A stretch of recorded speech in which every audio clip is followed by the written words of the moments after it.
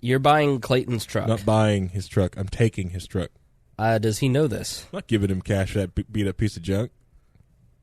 Well, he is. I don't think we can disclose where he's heading. No, well, he said it. No, he didn't. He said it online. Well, we don't. Did he? Well, his Facebook page is very manicured. Is it? Yeah, it's very manicured. Well, just like him, he's a beautiful man. I don't know, his nails could do better, but his Facebook page is beautifully manicured to make sure the outside world doesn't really get in and see some of the stuff that he posts. Right. For good reasons. Yeah, he wants to be respectable, unlike me personally, us. for what he's doing, I would just delete off of social media and come back as Brad Northeastern. Or Buck Dancer, like Curb Your Enthusiasm. Yep. Rusty Shackelford. Rusty Trombone-ish. That was just... I hate that we have... I should put that other 10 minutes at the end of this episode just so people have it, but I hate when my mic doesn't work right. It just makes me crazy. I just go crazy. And I'm already not doing well because of my cold. But I'm here. I can't let the people down. Because the people are you. I am the people. The listeners are me. Okay. Here we go. Welcome to We Are Libertarians. I'm your host, Chris Spangle. We bring you all of the irreverence modern politics deserves while putting people before political parties. We examine current events from a libertarian perspective with the goal of leaving you better informed. Please be sure to rate and review us on iTunes, like us on Facebook, and become a subscriber on Patreon at WeAreLibertarians.com. Without your financial support, independent media like this cannot exist, so it's imperative, especially in these times, that you support all the shows that you love, but especially this one. In exchange for supporting our program, we give you great bonus content. Sometimes it's like almost 30 to 40, 50, 60 extra minutes a week for those $5 and up. You get an RSS feed that you can easily put into your podcatcher, and then we also give you commercial-free podcast, 128 stereo. It sounds great. Much, if you're listening on the big feed, you're missing out. So $5 a month. This show is crowdsourced, so you can send us news with the hashtag WAL News or in our Facebook group or Discord channel. We're always taking your questions and comments via email at editor@wearelibertarians.com. Please be warned that the show is raw, unedited, and authentic, so the language is sometimes strong and offensive. In this show, we're going to bring you North Korea. We're going to talk a little bit more about net neutrality. Harry's got some strong words to say for the people. Yeah. We're also going to... what else are we going to talk about? We're going to talk about Trump and Pocahontas, and we're going to talk about all kinds of fun things. You have a large list here. You're going to have leftovers like Thanksgiving. Yes, and the Consumer Protection Bureau. Yeah, we have... I have a stack of stuff like Rush. I have a whole stack of things that we're just not even going to get to. We're just going to do the 4 subjects this time, and then we're going to... I need to do like a leftover show. Harry Price is my co-host, by the way. Hi, everybody. Hello, Harry. I need to do like a leftover show, but we can't add... trust me, the statistics won't allow me to add a third show. We've not lost any people. Our average is still up a little bit. Because I was really nervous that if you add a second show, you cannibalize your numbers because people go, this is too much, I'm unsubscribing. So fortunately that has not happened. But I think what I'm going to do is when we have too much news like we have, like we literally have 10 stories that I want to do that we're not going to get to tonight. Maybe I should do a single solo show. Do a solo show like Miranda on our new private Snapchat on the Chris Spangle Show feed. So if you didn't know there was a Chris Spangle Show feed, check it out. There is. Which a lot of people go to that one just to hear you talk about podcasting stuff, though. Yeah. So I basically just put in a lot of how-to podcast stuff on there. So if my voice sounds funky, it is because my voice is funky. I, as I told you last week, had I had a sinus infection, and so we are I'm struggling. My voice is struggling right now, Harry. Yeah. I may have to stop and cough a lot. it's normal, par for the course. Right. But you know, did you have a good fun Thanksgiving though? I did. I had a great Thanksgiving. How about you? Great. It was awesome.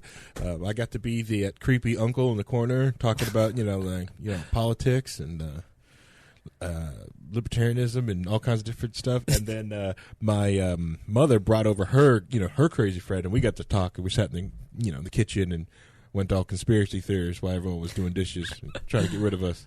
I didn't talk about politics once. It was great. Sorry.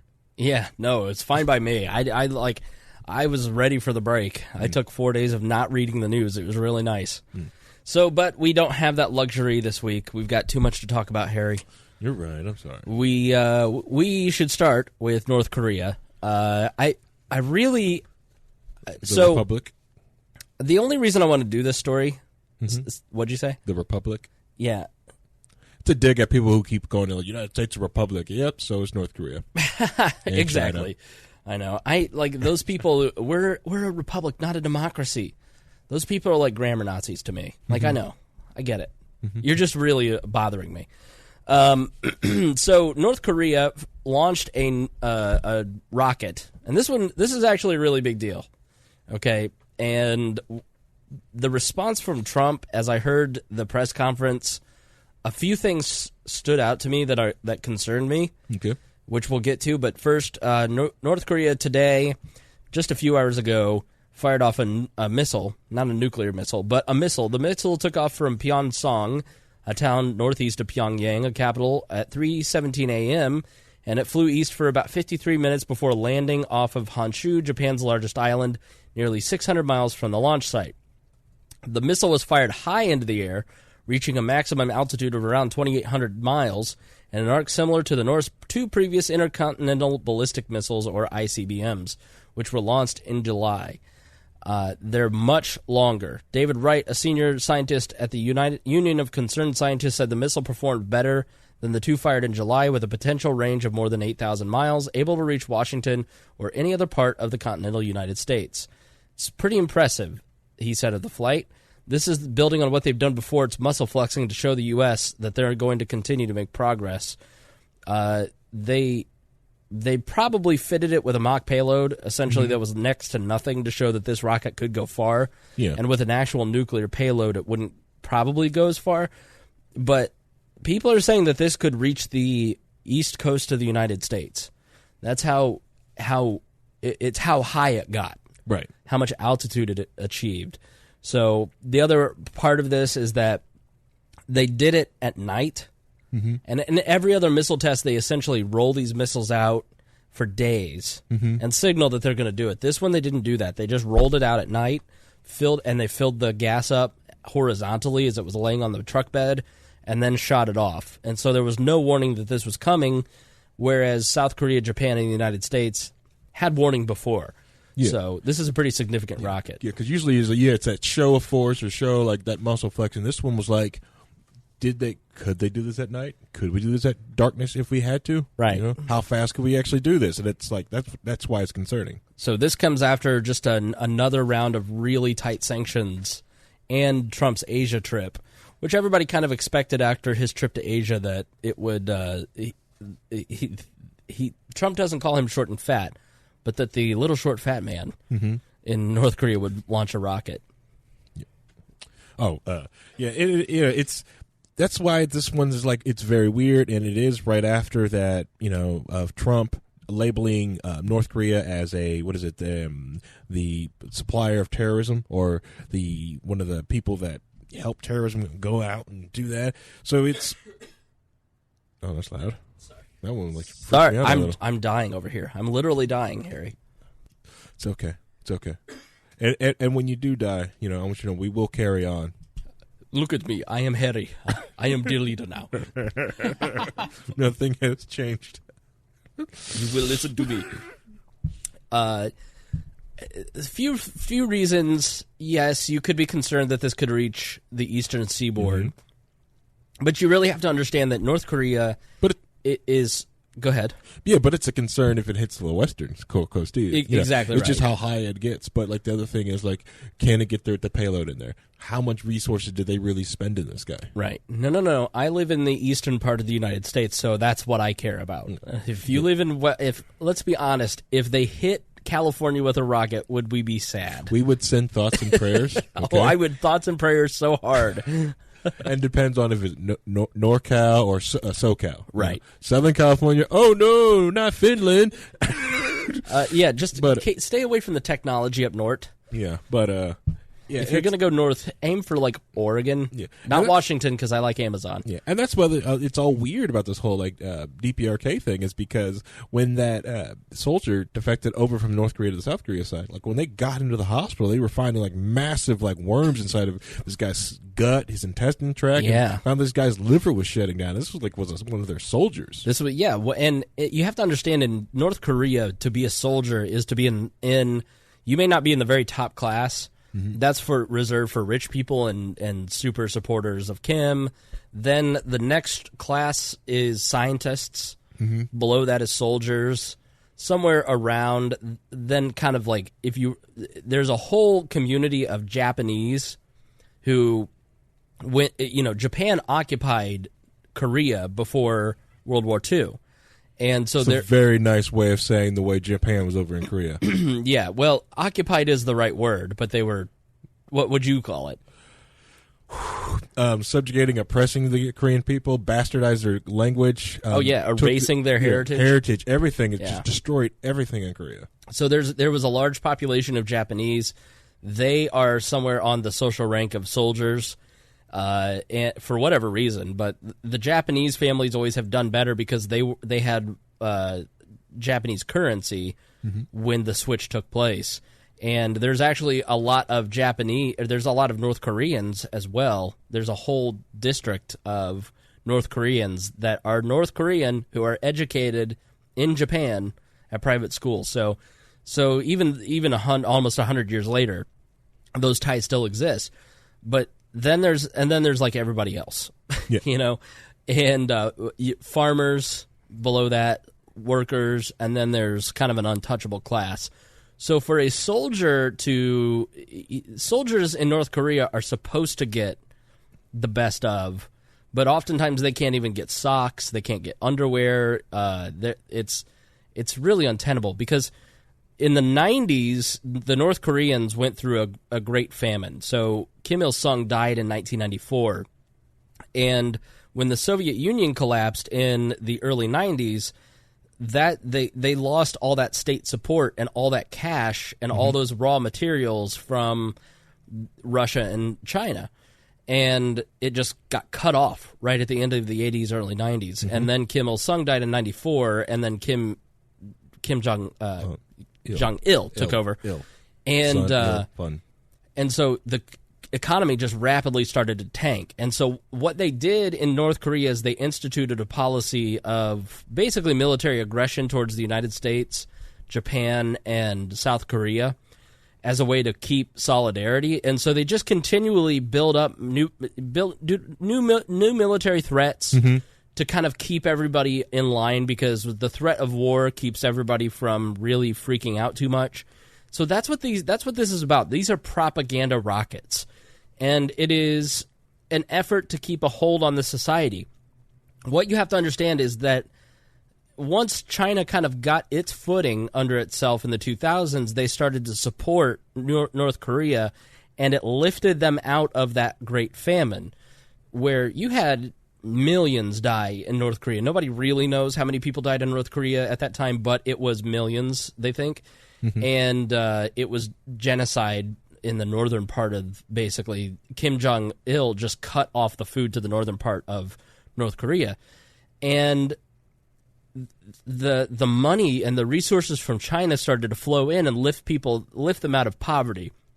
Now, they still go through cycles like any economic cycle does. Even though they're a communist country, economic laws still apply. Yeah, they just can't escape the flaws of communism. Right. They hit it, and they hit them hard. Yeah. That's why the black market in North Korea is so strong, and they have to let it go through, because if they don't, people will starve. Sure. And if they starve, they'll riot. So there's like, well, the black market's bringing cash in. The black market's bringing that in. Just leave them alone, or make them pay off soldiers. This way, the soldiers at least get paid. Sure.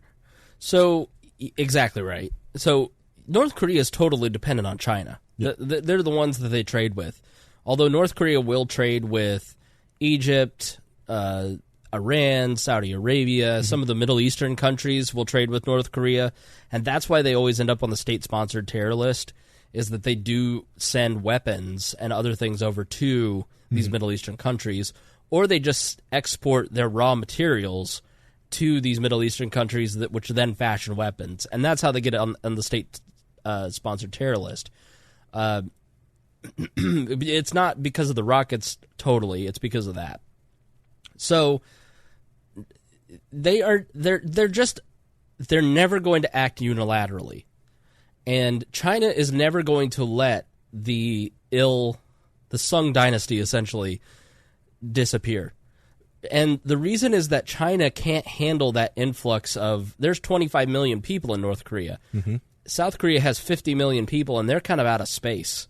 Right. And China does not want all those people flooding in a refugee crisis into their economy, because for all that you hear about China's economy growing, and it certainly is, a lot of the way that they measure their GDP there is based on construction, and that's why they have these entire ghost towns. There's one city outside of Beijing that's like built just like Paris, and nobody lives in it. They've built across China all these cities that's equipped for like 5 million people, but 30,000 people live there. So they really aren't as economically strong as everybody lets on. Correct. But so they can't handle the instability of a Korean war. And China is never going to let them unilaterally act to fire on the United States. This is all saber-rattling on Un's part to keep control of his nation. So I wanted to introduce with this because I think it's really important, because we're about to enter a period with North Korea where you're going to... Harry and I are men of certain ages, and we were alive during the Iraq war lead-up. Yep. And, I just remember... I mean, I was pro-war because I was 20 and stupid. I didn't know any better. But I remember how I thought and treated people who were anti-war, and how society treated them. Like, it's a really and now as a non-interventionist, I know what's coming, and I don't like it, and I'm not looking forward to it, because if you are non-interventionist in a period of war, you are unpatriotic. You're treated like scum. Correct. Yeah. Correct. Yeah. I mean, it really sucked. I mean, do you have any memories of that period? Were you political at all during the Iraq lead-up? Yes, I was. But, like, during that time, let's see, what was that, 04? 03? 03, let's see, if I remember correctly, I was just out of getting out of high school. So I was in that weird stretch of myself where I was transferring over between leaving the Democrat way of thinking and moving more over to the Republican side. Yeah. So it was more of that. I was really in that cross of I can see why we're fighting, but we need so I was kind of rocking the fence back then. Mm-hmm. And then eventually while 04, I was like, no, we need them. We need to go over there and hit them and bomb them before they come here and bomb us. Right. How did you become a non-interventionist? Basically, just, if I'm honest, Ron Paul. It's how it happened for me, too. Granted, I've learned all these things about peace, but it was more but still, we need to be over there and bomb them. But wait a minute, hold on, let's talk about this stuff. Right. let's rewind a lot of the tape and really study about blowback and different stuff like that. Yeah, I mean, I spent the weekend watching Vice on HBO, not the news, but the actual series, and everywhere that they go in the Middle East, it doesn't matter where they're at. As they're talking to citizens, it's like, well, we fight because the Americans are here. At a certain point, it just, for the people in the Middle East, it just became, well, they're occupiers. We have to fight them. Right. And that is the concept of blowback. And I had never really even considered, in all of my consternation and thought and convulsions over the Iraq War, I never took a moment to sit there and think, like, what about an actual human being in Iraq? Because that's not what you're trained to do. That's not what a good quote-unquote patriot does in a time of war. You don't sit there and think about the enemy and humanize them. The whole point is to propagandize them to the point that they're dehumanized. And if you watch any documentary, if you read anything about the North Korean people, you feel a tremendous amount of empathy for them. They're a very moral society. They're very good people that have just some really oppressive, horrible leaders that had some very good breaks to build a society that kept them in power. Right. And that's all they're doing now. Yeah. Now, hopefully with the likes of what happened in Zimbabwe, the not coup that happened there, hopefully some interaction or some peaceful evolution, like the military would step in, take them out, and, just try to do this peaceful transition of power. If you've ever read 1984, that is exactly what North Korean society is like. There are so many minders and monitors and surveillance systems set up that it's nearly impossible for that society. And the Kim Jong-un, his family is so wealthy, and they have like 10 mansions around. I mean, they're so wealthy. Like the amount of gold that they have stockpiled is kind of like Gaddafi in Libya. Now, that didn't do him much good, but it took a regional uprising for a Gaddafi, all these different leaders like in Egypt to get toppled. You're not going to have a regional thing like that in North Korea. That's why it's so unique. And that's why you really have to remember it is not our problem. It is kind of China's problem to police their own neighborhood. And if we preemptively strike them on the hypothetical that they might do something that they likely will not do, then it becomes our problem, like Iraq and Afghanistan. And that is what the huge risk is with North Korea. Yeah. Nobody wants the 25 million people. Right. Or it'd be okay if, let's say, I think the one country in the world that could do something with it would be the United States. But the China and Russia would not want, North Korea turning into a U.S. territory. Right. They don't want us over there as much as they don't want as much as they don't want to deal with it. They don't want us. Not us. The United States government. Sorry, I meant to say us. Statism. Us and the government are two different people, right? Anyways, so the state, right, having like a territory or a base right there, smack dab, like not a, so they have to get, since it's a you just accidentally. Mittens is taking a nap in Harry's bag, and he accidentally just hit her. Violated her nap. Yeah, you violated the hell out of my cat's nap. And then in both ways. Yeah, because you would have to let them have trade routes, so that means China has to be okay with, since it's a military base, to let military boats go right up the peninsula and park. Yep. Okay, they're kind of okay because it's South Korea. It's okay, whatever. We get that. But to get that far close, granted, they have no. They don't want to fight a war with the United States, but the last thing you want is a potential enemy to park missiles and everything else right next to your border. Yeah, they don't want. They've played Risk. They don't want regional intrusion, and if you look at what's going on in the South China Sea, where China has just claimed the South China Sea for themselves, against our wishes, against the wishes of Indonesia and every other country in the South Indonesian and the South China Sea, they just say it's ours, and they've started building these islands and putting people on these islands and fishing, and they just don't care, because who's going to stop them? It's kind of like Russia and the Ukraine. Who's going to stop them? Nobody stopped Putin. Putin doesn't give a crap about the UN or the United States. All these big powers kind of know at this point America is so over-leveraged militarily and that they're not going to take the risk. Iraq and Afghanistan completely exposed that, yes, you may be the biggest military on paper, but you have so overextended yourself that your people will no longer – they're not geared up to fight a war. They don't want to fight a war. And you're just bleeding cash in places like Afghanistan and in Iraq and these 7 other places that we're engaged in. Yep. And China is a non-interventionist country. If you really look at China's foreign policy, the way that their foreign policy works is, name one country that China occupies. Like, other than, what is it?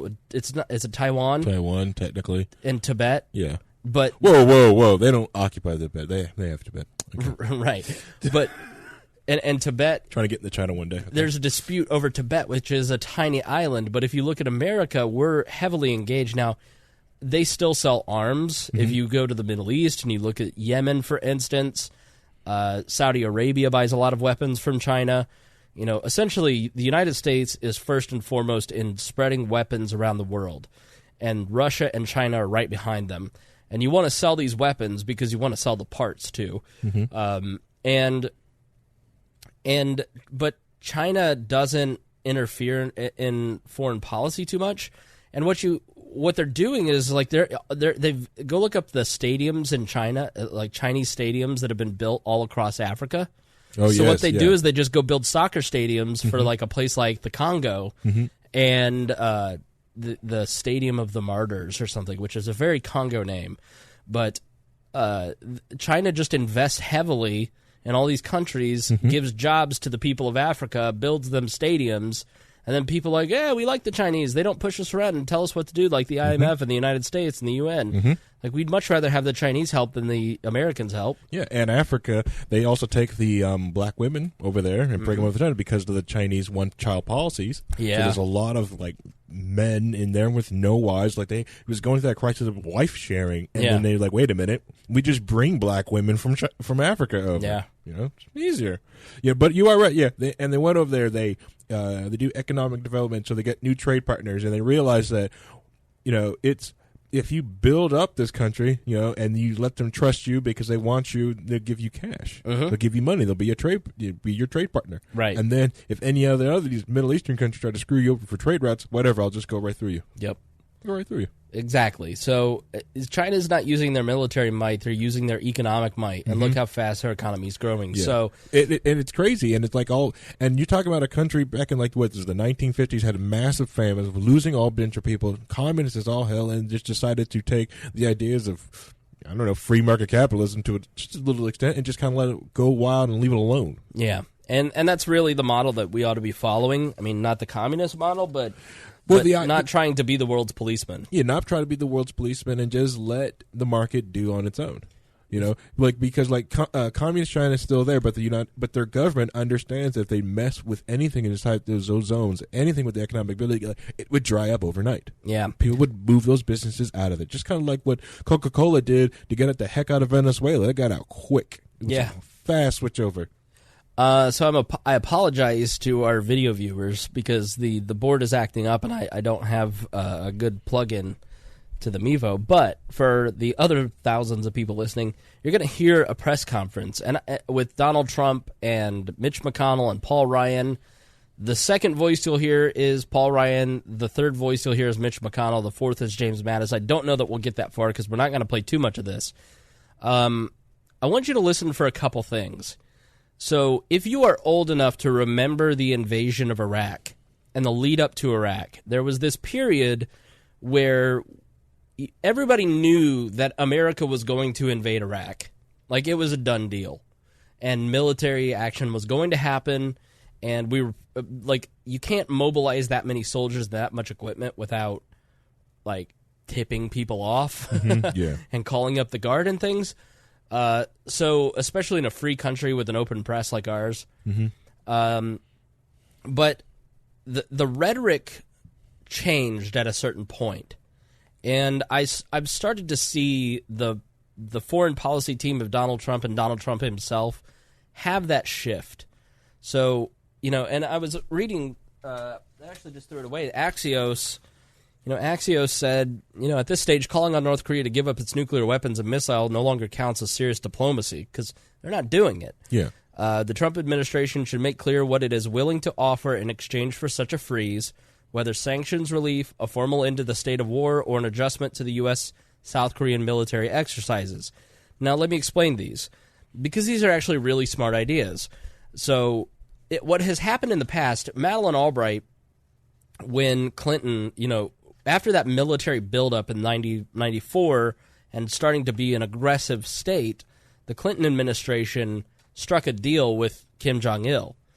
it involved just giving them a bunch of cash and resources and sanction relief, and it calmed them down for a period of years, because what was happening is they needed to get lifted out of that famine, and everybody on the world stage kind of knew, like, they're just doing this to get money so they don't, like, go under as a regime. And so Madeleine Albright went and actually visited Kim Jong-il, and they struck a deal with them that included a lot of these things, and they stopped creating nuclear weapons for a period of time, which this North Korean deal is kind of like what a lot of the criticisms over the Iran deal, like, look at North Korea. They kept building nuclear weapons and ICBMs, intercontinental ballistic missiles. So this is way too rational for the Trump administration. Like, Rex Tillerson could figure this out, but I don't think Donald will. The Trump administration should, what is it going to give them, essentially, to calm down? Like a tantruming child, what are you going to give them? A formal end to the state of war. We're technically still at war with them.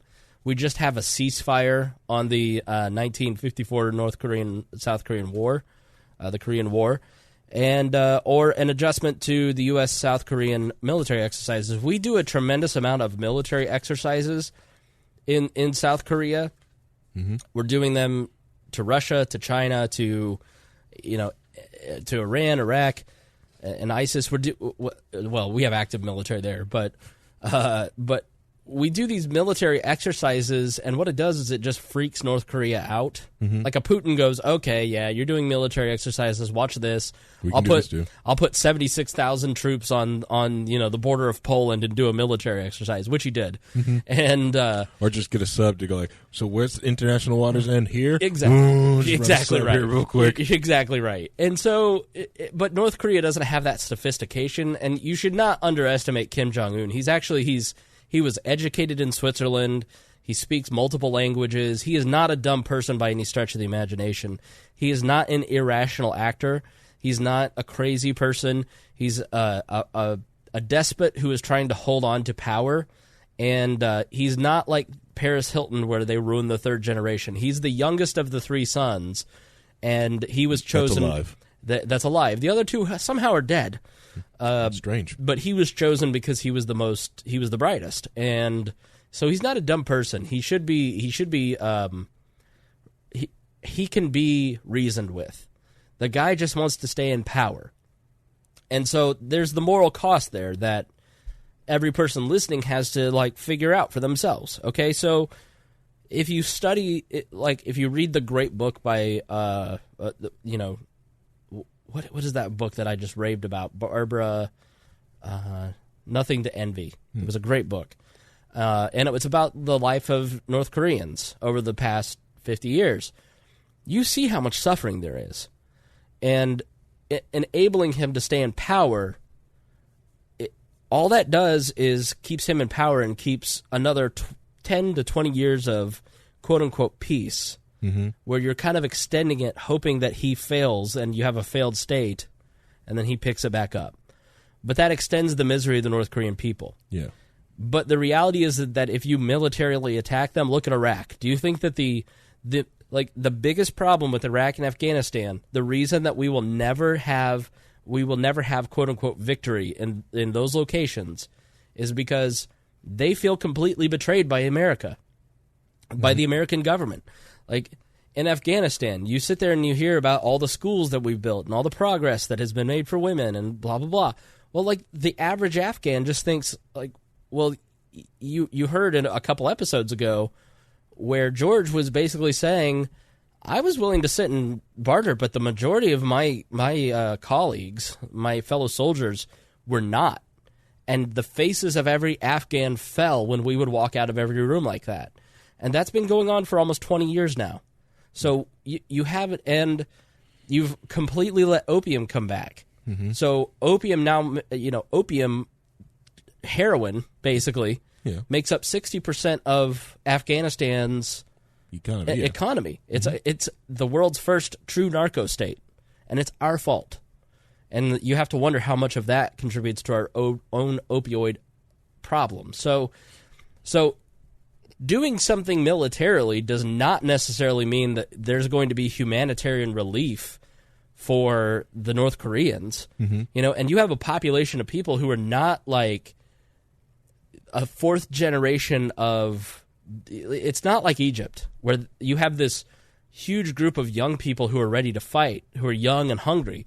Like the majority of the young people in North Korea are massively deformed or deficient because of growing up in a starvation state. Right, yeah. They're hungry, but for different reasons. Exactly right. They're hungry for food. Exactly. So they were eating sawdust and bark. They literally would kill pine trees because they would eat the bark off the trees. Oof.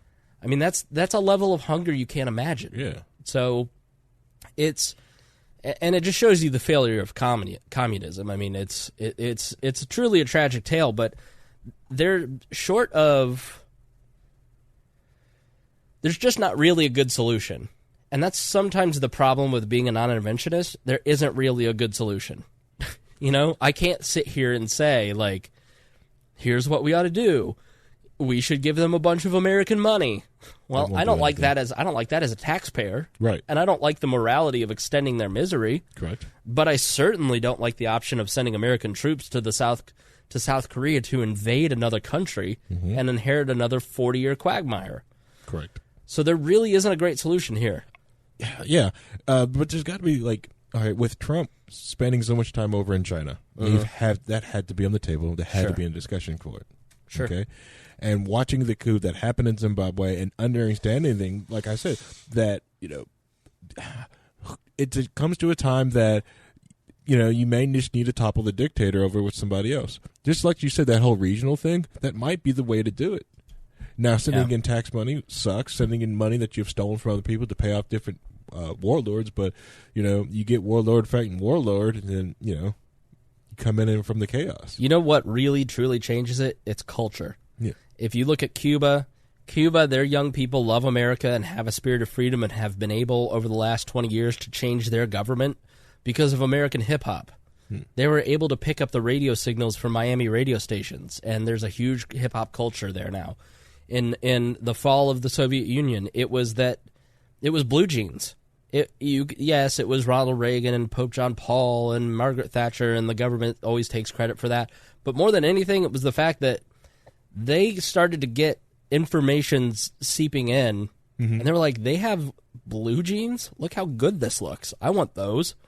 And it was their desire for Western culture that, I read this story one time about this guy who brought a Coca-Cola back from somewhere, and like the whole family got to have like a little taste of the Coca-Cola, like 20 family members having this they're just like, this is amazing. Well, it's like people in North Korea, usually like certain class members, like who are super loyal or the richer, right? In North Korea, they do get to spend time and actually bus down to South Korea. They do it once a year to see family members. Yeah, and they get back, so they see all this different stuff. But the only people that get to like really break that open is people who are super loyal or get paid or have the money to get out. Completely. Yeah, there's a TV show in South Korea. So a huge problem is that these North Koreans go to South Korea and they're treated like pariahs. And so a lot of defectors end up like, why did I leave for South Korea? Like, because in North Korea things make sense and everything is kind of structured, and everything's very like, it's like 1950s, and you could date someone for 10 years before kissing them, and then you go to South Korea and it's just like sex soaked. And so like to a people who like they're like true. They're like Mormons. Like I guess the best way when I say moral people, the way that most North Koreans live is kind of in the vein of how Mormons are. Just that very like nice, community oriented, family oriented, polite society. And then, they go to, it's like Orgasmo with Matt and Trey Parker, or, like Matt and Trey from South Park, that movie they did where like the missionary goes to LA and like ends up in porno movies. That's kind of like what happens in South Korea. They just go, what is this madness? Capitalism is gross. Kim Jong-un was right. How do I go back without getting killed? And so a South Korean TV producer said, you know what, we should try something to normalize them. And so they started this reality TV show that essentially just shows off the talents of North Koreans. A lot of them are women because it's mostly women that defect.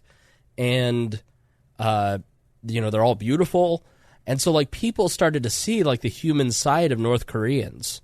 And this TV show has been put on hard drives and smuggled into North Korea. And that is, like, rapidly changing because, like, the rumor had always kind of gotten back, like, it's not better here. You don't want to go to China. There's no jobs. You're just, what happens when you defect to China is you get sold into marriage to a man. And then if you get to South Korea, there's no job. Like, there's no economic opportunity. But now this show is not only changing South Koreans' minds about North Koreans, and they're getting more opportunities because of it. It's sort of like the way that Queer Eye for the Straight Guy, I think, normalized for most Americans. Like, for me, I'd never really seen or interacted with a gay person, but I really liked the Queer Eye guys. Okay. Like, I wanted to be on that show. So, like, it really kind of normalized that and made me go, oh, okay, these guys are cool. You could have used it. You'd have been growing your beard longer. Oh, yeah. Way longer, yeah. And so but the show's also getting smuggled into North Korea, and North Koreans are going, oh, wow, they don't, maybe those stories aren't bad. Like, maybe those stories aren't totally true. They are treating us well. Because look at these North Koreans getting respect on South Korean TV. So, so culture can change this stuff. Economics can change things. Military options never change it. Yeah. And so it's the greatest example. There's a book by Scott and Horton called Fool's Errand about Afghanistan, and it just really documents the last 20 years in Afghanistan and where we're at. And I've not read it yet, but I've read about it a bunch, and I really like Scott Horton a lot. He has a great podcast. Just great interviews. Great interviews, and I highly recommend going and checking Scott out. And he writes for antiwar.com? Antiwar.com, and he's starting to get he's been around forever, but he's finally starting to get, like, onto places like Dave Smith, and hopefully he gets on, like, Joe Rogan and gets the recognition that Scott Horton deserves, because forever he's been that lone, like, non-interventionist voice really out there, like, putting good information out. So, but I hear nothing but good things about that book, so I'm going to read it. I definitely want to do that. But but he's somebody I trust that I can recommend the book without having read it, because I know Scott's substance. So if you lived through the 9/11 period, you probably are familiar with war rhetoric. And there's two things in this press conference that I think are really telling. First off, so here's the setting. Chuck and Nancy were supposed to come over with Paul Ryan and Mitch McConnell, and they were going to meet with Donald Trump, and they were going to have a conversation about all kinds of different issues. They were going to talk about the tax plan. They were going to talk about the omnibus spending, because the government may get shut down in December, so they're trying to figure out how to get a continuing resolution to fund the government past December. And Nancy and Chuck decided not to show up, so Trump left their chairs on either side of him. They canceled the press briefing, and they held a press conference with the president sitting in between two empty chairs with their nameplates, and which is great optics. And then Paul Ryan was there, Mitch McConnell, the Senate leader, was there, Paul Ryan's the House Speaker, and then James Mattis was there, who is the defense secretary, who presumably came over to talk about that. But what you will hear are two things. First, you will hear how absolutely incoherent Donald Trump is becoming, and it's worrisome. So I say that knowing full well that Donald Trump has always kind of been incoherent, but it's to a level where it's almost concerning how he sounds. Like, it's starting to make me concerned for his health. And then second is Paul Ryan invoking soldiers in their time of need regarding the North Korea situation. When they start to use the empathy card for soldiers, that's when you know that some shit's about to go down. Because the way that the way that you're a good patriot or a bad patriot is if you support our troops. Mm-hmm. It's never about the policy. It's about, do you support the troops or not? It's not about Colin Kaepernick's point. It's about, do you support the troops or not? Yeah. And you saw with that NFL kneeling thing, Donald Trump used that "do you support the troops" narrative to completely turn half of your Facebook friends into slobbering zombies. Mm-hmm. Yep. It's that phrase of that question. It's like when people talk about like, well, the survey questions are inaccurate. They're loaded, and that's what it is. A loaded survey question. Exactly. It's wrapped in emotion because everybody knows a soldier. Yeah. So here we go.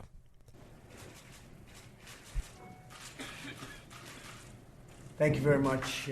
As you probably have heard, and some of you have reported, a missile was launched a little while ago from North Korea. I will only tell you that we will take care of it. We have General Mattis in the room with us, and we've had a long discussion on it. It is a situation that we will handle. With that being said, Chuck Schumer and Nancy Pelosi did not. Also odd because he's normally much more, he pokes, but that may not have been what he wanted to. He's very smart and selective in where he pokes, like the tweet basically where he's like, I don't ever call him short and fat. Like he knows that's going to get press, So this is a reserved Trump, which whenever Trump's quiet and reserved, I get worried. Not show up for our meeting today. I'm not really that surprised. We have a lot of differences. They're weak on crime. They're weak on crime is what's called dog whistle politics. And weak on crime is one of those things that you will hear Donald Trump say repeatedly, especially about Doug Jones in Alabama. Because to millennials like us, when we hear weak on crime, we hear he's not good with crime. Mm-hmm. When white baby boomers, especially in Alabama, hear weak on crime, what they hear is black men are coming to rape your white daughters. So that's it's actually a very strategic choice of words that Donald Trump uses, and it's like how everybody bashed Barack Obama for using "yes, we can." It's very propagandist. Mm-hmm. This war on crime that he's just using it all the time now. Illegal immigration. They want the illegal folks to come pouring into our border, and a lot of problems are being caused, although we've stopped it to a large extent, as much as you can without the wall, which we're going to get. Before this meeting and before this missile launch, they've been weak on military in terms of spending. They're very hard to get for military. They want it for a lot of other things, but the military is always secondary to them. The military, to me, is number one. We won't be here without our powerful military, and we're building it up stronger, bigger, better than ever before, and General Mattis can testify to that. And the other thing, they want tax increases, and we want major tax decreases. Which is not true, because not one Democrat currently is arguing for tax increases.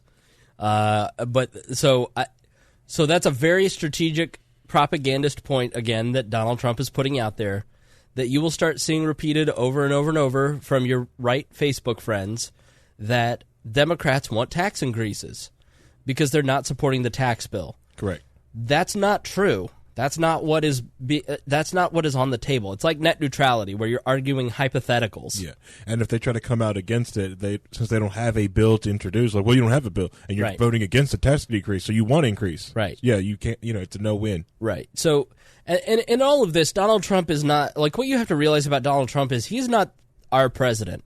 Yeah. Donald Trump is the president for his people. And in some ways I respect that because he's not lying to us like Barack Obama. Like where Barack Obama was president for his people, not like Harry's people, but like leftists. Mm-hmm. Where Donald Trump just doesn't give a crap about anybody other than his base. And he plays to them. And at least he's somewhat authentic. He's inadvertently authentic in that way. But that's what something like this, they're weak on crime, they're weak on immigration, they hate the military, they want to raise taxes. Like, and we're going to get the wall. We're going to get the wall. He just doesn't care what a libertarian or what a liberal or what a moderate or even a conservative thinks. He cares about his base and growing that base of people. Mm-hmm. And so he uses emotional issues to kind of and brings it out and repeats it over and over and over to kind of get a desired effect. So let's go back to the president. So they decided not to show up. They've been all talk and they've been no action. And now it's even worse. Now it's not even talk. so they're not showing up for the meeting. I will say this, in light of the missile launch, probably they'll be here fairly quickly, or at least discussions will start taking place fairly quickly. I think that we're in a very good position in terms of the meeting we just had over at the Capitol with the Republican senators. It was outstanding. I think we have tremendous support. I was just informed by Mitch that we had a unanimous vote from the Republican side, at least. We had a unanimous vote on the tax bill, and it goes now the next step, and I think we're going to get it passed. I think it's going to pass, and it's going to be very popular. It's going to have lots of adjustments before it ends. The Senate, I think it was the Finance Committee, passed the tax bill. It was a party line vote. Now it goes to the full Senate. But the end result would be a very, very massive, the largest in the history of our country, tax cut. And lots of good things are going to happen, including the bringing back to our country of, it probably will end up being over $4 trillion, money offshore that's stagnant, that companies, and they're just not able to bring it back. So I think it's going to be a number over $4 trillion. Corporate will be able to compete now against the world. If you look at China, if you look at so many other countries, you look at many of the countries, China's at 15%. They're lower than us. We're getting it down to a level that is either going to be lower or right in the ballpark so that we can compete much better with our companies, our great, great companies. And that means jobs, and it means lots of other things. I'm very happy to see that the consumer confidence level is just about the highest it's ever been. In fact, I don't want to make any mistakes in front of the press because you'll get me on it, but to the best of my knowledge, it's the highest it's ever been. Consumer confidence has been setting records. They have confidence in the people leading. Now, that is true, and that is a true point. And yesterday was a record-setting, like a $6 billion day for Cyber Monday. It was one of the better Black Fridays in a long time, so that is good. Yeah, because their country. What'd you say? Oh, because they were going down. We had trended down. They've been trending down the last few years. Yeah, exactly. And I will say that I think it's going to go better and better, and I do believe that this vote on taxes, which are really tax cuts and reform, is going to be very, very important. So we had a good day today. We had a phenomenal meeting with the Republican senators. We had, it was very special, that meeting. In many respects, I wish you could have been inside that room. It was very, very special, the camaraderie. It was somewhat of a love fest. They want to see it happen. They want to see it happen not only for the Republican Party, I think much more importantly, they want to see it happen for the country, because they know how important it is for us to compete and win. And with that, maybe we'll start with Paul Ryan to say a few words about where we stand with different things, and then I'll ask Mitch McConnell. Okay. I'll just briefly say I think it's regrettable that our Democratic colleagues in the leadership chose not to join us today. For a bill to become a law, Congress has to pass a bill, and the President signs a bill. That means Congress and the White House always negotiate legislation. We have important work to do. We have big deadlines to meet. We have a military in need of our support, and that work needs to happen now. And I just think it's very regrettable that our Democratic colleagues in leadership chose to not participate, because we have to negotiate these bills to get this work done for the people we represent, and especially to help our military with these difficult situations we have. And I just hope that our friends in leadership on the other side of the aisle will choose to participate so we can get the people's work done. Yeah, so to me, the Paul Ryan was when I went, uh-oh. Two things. One, those chairs look comfy. See, those are comfy chairs. Those are the kind of chairs we need in the studio. Yep. Yeah, I totally agree with you. Mm-hmm. Second thing is, did you see Paul Ryan's tie? That tie was nice. Is that a Kyrgyzstan tie? It was the color of the Kyrgyzstan flag. It was white and green and beautiful. Do you agree with me that he sounded a little feeble there? He sounded a little dotarded. A little, because he was so reserved. Did it seem like he was trying to stick to a script that he had going on in his head instead of just going on what pops in there usually. Right. Like yesterday. When he usually does, adjective salad or this, yeah. Right.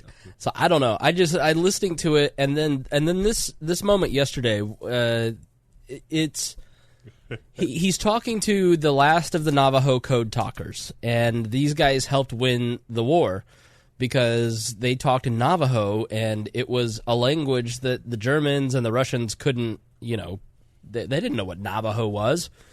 And so he was there honoring the Navajo wind talkers. And he clearly just doesn't know who he's talking to. Like, he's just kind of lost in his day and isn't really sure what's going on. Mm-hmm. So he's looking at some Native Americans, and he, just the first thing that pops into his head, let's come out. So, secondly, they had the press conference honoring the Navajo wind talkers in front of a portrait of Andrew Jackson, who basically, if you don't know, Andrew Jackson was a genocidal maniac towards Indians. He hated Native Americans, and he killed 10,000 of them on the Trail of Tears. Allegedly. Allegedly. He's the one who moved them all from the southern United States over to Oklahoma. He's hated as there's a reason he's coming off the $20 bill and Harriet Tubman's going on. It's because it's you just can't have someone who is such a virulent genocidal maniac on your money. I get that, but him being on the $20 bills and was like, ha ha, you're on the fiat note, ha ha ha. I know what it is because he tried to end in the central bank at that time. And twice. Now you're on it now, right? And, it's because he's credited with helping found the Democratic Party with the Jefferson Jackson Day dinners. That's why he was on there, but still, and So every time, that's why I said the biggest lie you could get onto is ever from the Democratic Party is go on the website we have supported civil rights for 200 years. Really? So it really is just this is I'm just at a point with Trump where I don't even you can't. When people say they're outraged, I just think they're full of crap. I just don't think that outrage is an actual emotion. Harry, you know me, I have every emotion known to the human being in every single day, right? You have 55 shades of triggered. Right. I've never been outraged in my life. I can't think of a time I've ever been outraged. So when people get outraged by Trump after 20 months of Trump, I just go, how are you, this is what he does. Yeah. This is just, at some point, you just have to either roll your eyes and go, this guy, or laugh, which I just was like, what is he doing? What is like your drunk uncle? Yeah, really, he just needs to hire somebody to do the talking for him. He just whispers in someone's ear, and they just I'm going to clean that up for you. Yeah, I think the shuffling is coming soon. God forbid Donald Trump die in office, because we do not need the Kennedy-Lincoln effect with Donald Trump and this becoming. It would be cemented into Trumpsonian era. The Trump ideology and the Trump politics would be just cemented into our American politics. It would be such a disaster. So pray for Donald Trump's health. I just can't wait till the next election cycle when so many other people try to copy the same the playbook. Right. When everyone's like, okay, I've got to do it. I've been hitting with memes. Give me 15 high schoolers, a bunch of Four Loko. You can't give Four Loko to high school students. We're giving Four Loko to high school students. Okay. Exactly. I want memes. So this is what the President of the United States said to a group of Native American heroes as they were being honored at the White House in front of an Andrew Jackson picture. Special people. You were here long before any of us were here. White privilege. Although we have a representative in Congress who they say was here a long time ago. They call her Pocahontas. But you know what? I like you because you are special. What? What? It's just clear to me he didn't have prepared remarks and he doesn't know who the Navajo wind talker. He never saw the movie. You don't know that he probably showed it after I see the movie. He just got the cliff notes and the walk over here. That's how Trump's foreign policy, military policy. It's all done by movies that he saw in the 1950s, like Tora. 1950s, 1960s. To him, Patton is his version of Sun Tzu. That's how he forms foreign policy. Is his old war movies. How would John Ford handle the North Korean crisis? That's how he designs policy. Are you okay? No. Take your let the laughter be heard. Harry's crying. I can't. It is. Patton is. That's why, like, Jim Mattis, not Patton. He is the closest thing to American Patton, or like the modern Patton that we have. So okay, I'm good. I'm back. So here's this Pocahontas thing. You probably heard it. You've probably heard him say it a few times. So in March of 2016, she criticized him on Twitter.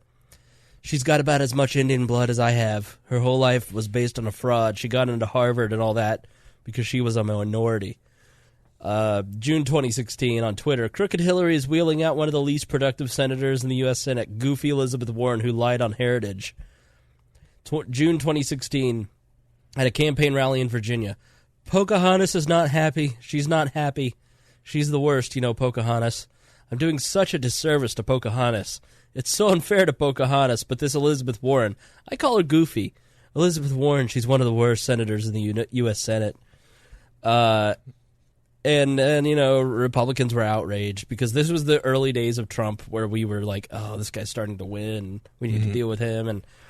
And so here's the background on the Pocahontas thing. So in 96, Harvard Law School touted Elizabeth Warren, then a professor at the university, as being Native American in a letter responding to criticism of the school's lack of minority women. Apparently, she checked the Native American box. The rumor is that she checked the Native American box when she applied at Harvard. Mm-hmm. And this happens. Like, I worked at a radio station where they put me down as Native American because I told them I was 1/16th Cherokee and Choctaw.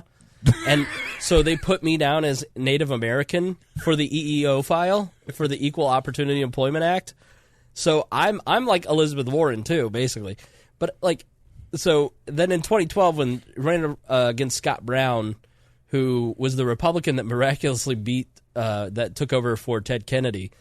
Yeah. Are you saying like you and Abdul were token EEOC hires? 100%. Damn it. No, 100%. So the former GOP senator that Warren unseated, and Scott Brown is the current ambassador to New Zealand and Samoa, which is a cushy gig. Like, if I had a job, it would be the U.S. ambassador to New Zealand and Samoa. Like, you wouldn't have to work. Everything could be paid for you, and you'd be in New Zealand. Mm-hmm. That'd be awesome. Yeah. He used Warren's self-proclaimed Native American heritage to question her integrity. In 2016, Brown also said Warren should take a DNA test if she wants to prove her heritage. 23andMe it. Warren defended her claims, telling NPR in 2012 that while growing up in Oklahoma, her family always told her she's part Cherokee. These are my family stories. This is our lives, and I'm very proud of it. That's how she talks. She has a very weird way of talking. However, she said she didn't have documentation to prove it. Fact checkers attempted to trace her ancestry, but after several failed attempts, the consensus was that there is no documented evidence to support she is of Native American heritage. Experts have also noted that any such evidence is difficult to prove to begin with, and the Cherokee Nation has looked into it, and they do not think that she's Cherokee. Until they need her to be. Right. So Trump just picked up on it and started calling her Pocahontas. Yeah, what you gonna do? What are you gonna do? Defend it. Defend it or fight it, or come out against it. That's the other thing. It's like, you have to, in order to shut Trump down, you've got to shut it down like you either troll. Don't play the game. Shut his game down. That's really the way to handle Trump. And it's the way to handle any troll. Yeah. You just stop paying attention to them. Mm-hmm. Like being outraged at Donald Trump. Like, listen, I think he's immoral. He's unethical. Mm-hmm. Like, his hotel in Dubai was built with slave labor. He underpays his workers. He paid off every construction company in New York. He was in bed with the mob.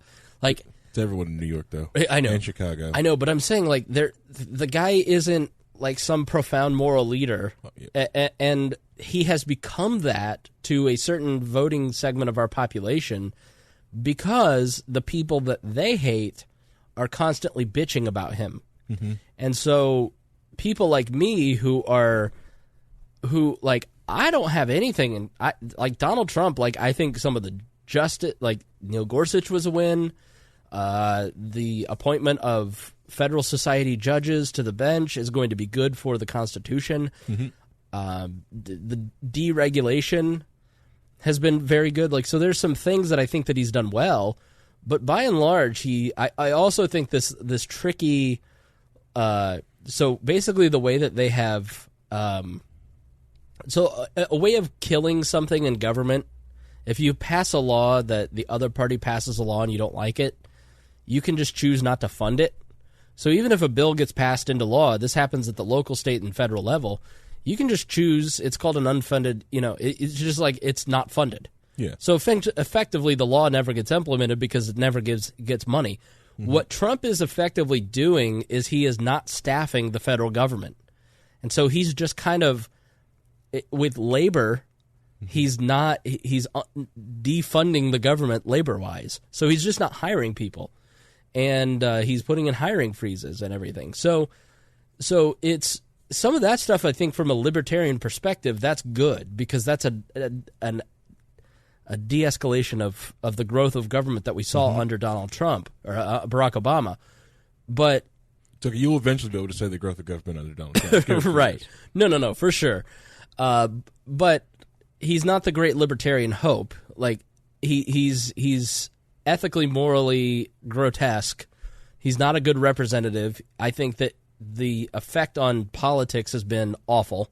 I mean, you can't talk politics you never really could talk politics on social media, but people are so stupid at a level that I've never witnessed before. Yeah. Like, you go look at our Facebook page and, like, trying to have a reasonable discussion with some of these people on net neutrality, like, you can say, please do not comment until you actually listen to this, because Ajit Pai was on Matt Lewis, his podcast. Mm-hmm. He was also with The Reason Folks, or The Fifth Column, one of the two. It's the same thing.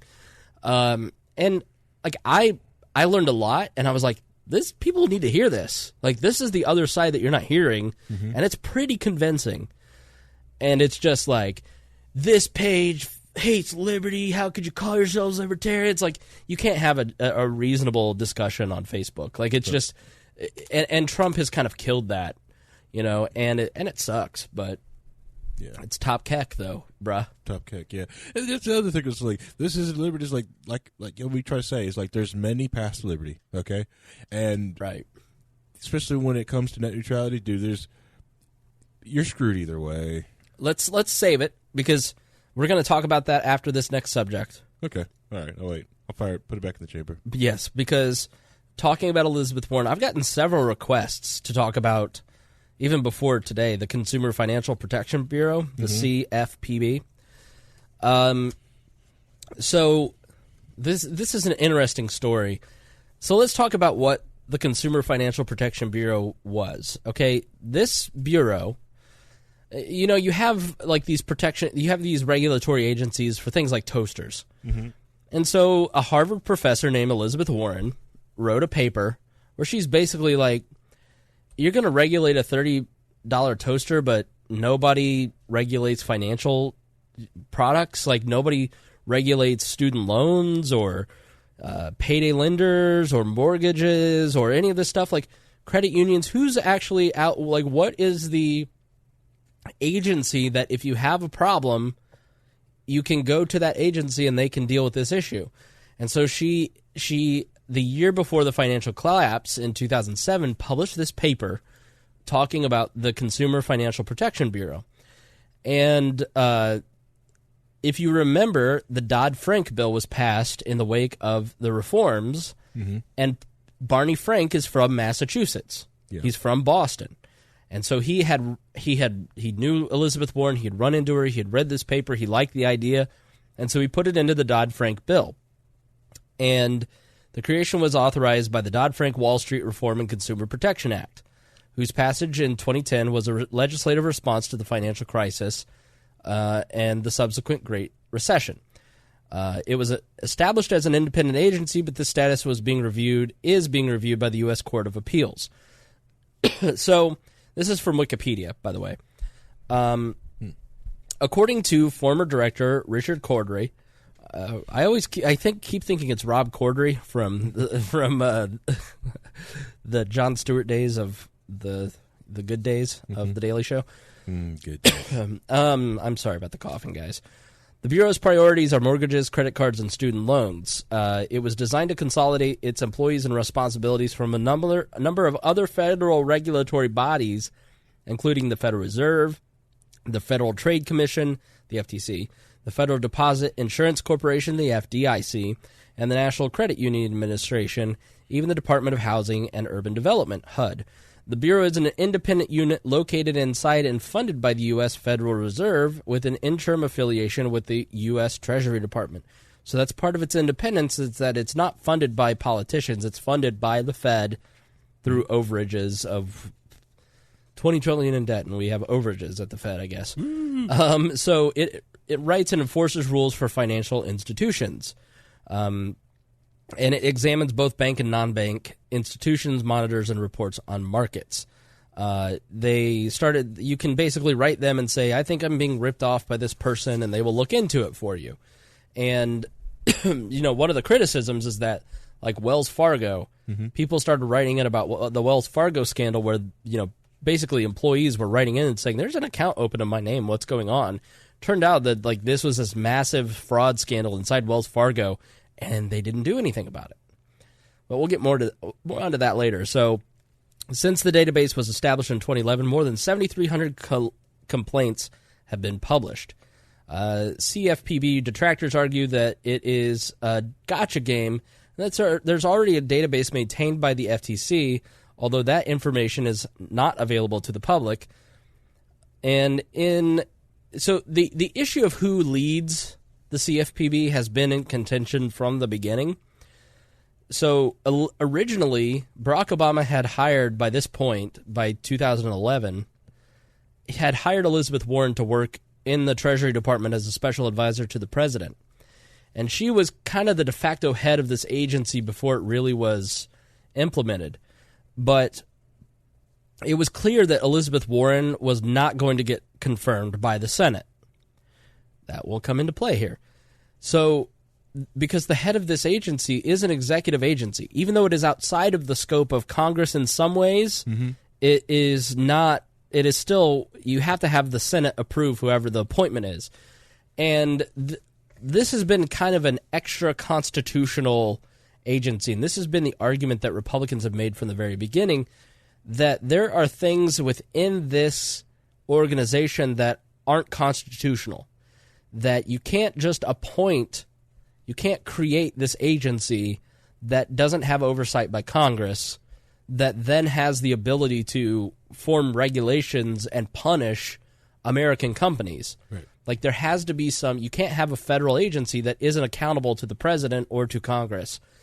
And the argument from the other side is, yes, there are oversights, like, for instance, the New York Times, which Adam Liptak, as the New York Times, has been the reporter on this, and man, has he been in the tank for this. And I'll kind of point out the bias in some of his reporting. Still the agencies, this is from, is the Consumer Bureau unaccountable and ineffective? The New York Times writes, still the agency's financial independence from Congress is not the same as no oversight at all. Congress holds the Consumer Bureau accountable in several ways as outlined by the Consumer Federation of America. Its director must be confirmed by the Senate and is required to testify to the House and Senate committee twice a year. Big frickin' whoop. Each year, that's the editor's note. It's not in the New York Times. Each year, the Consumer Bureau is asked to submit reports to Congress and undergo an audit from the Government Accountability Office, an investigative agency in the legislative branch that has no power. The GAO has a podcast, and it's always funny because they're like, we've discovered this corruption. And I'm like, nobody cares. So it is an extra constitutional body. So it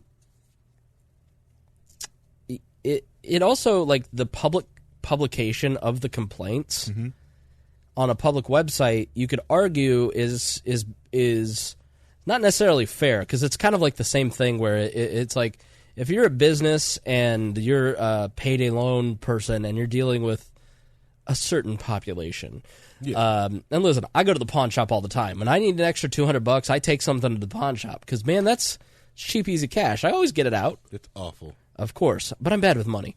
But no, like something like the pawn shop. I've been in the pawn shop, okay? I'm just saying I'm down with my people. White trash, all right? Yeah, I see that. Right. Yeah. And the disdain in your voice that you should have seen the look on his face. His pinky curled up, his Perrier water, which isn't a koozie, so people don't realize it's Kroger brand, not Perrier.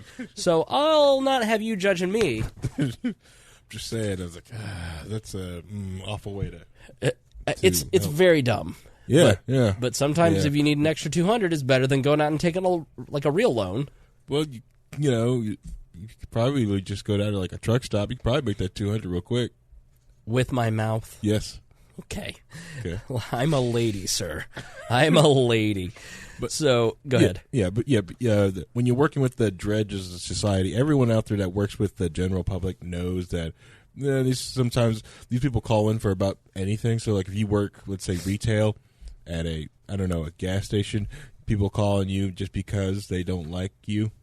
Right. Just tired of your stuff, or you won't let them have a free drink that day. Right. So, yeah, and so to publish it just outright and on a federal government's website, some argue it's undue influence. It's giving credibility to internet comments. Yeah, making Yelp federal. Right. It's a federal Yelp page. Exactly. So I'm going to give you two sides on the CFPB. Ooh. I'm going to give you the New York Times side, and then I'm going to give you the National Review side. Because there's a writer named Ronald Rubin who has written some really good stuff, and Andrew McCarthy's a bright guy. That on economic stuff, we would often agree with the National Review as libertarians. So this is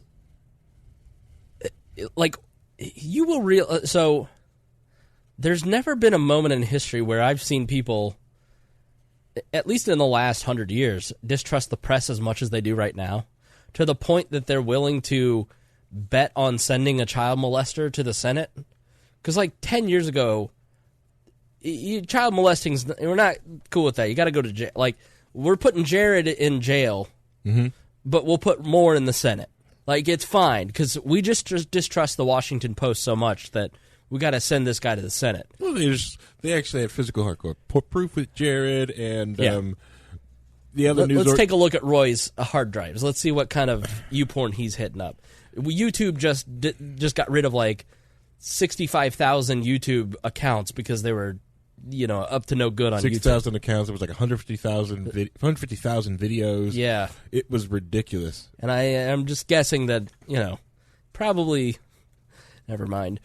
But and like the Washington Post, if you actually for the love of God, go read the story from the Washington Post about Project Veritas instead of just seeing whatever your friends share. I've got it printed out. We're not going to do it because we were already way over time, like usual. It's like 9:30. I know, but gotta go. Am I bothering you? No, just saying. So go read it. And there were 9 women that the Washington Post could have printed their names. They printed 4. So they did their journalistic duty. They're just like, if you believe Roy Moore, you're wrong.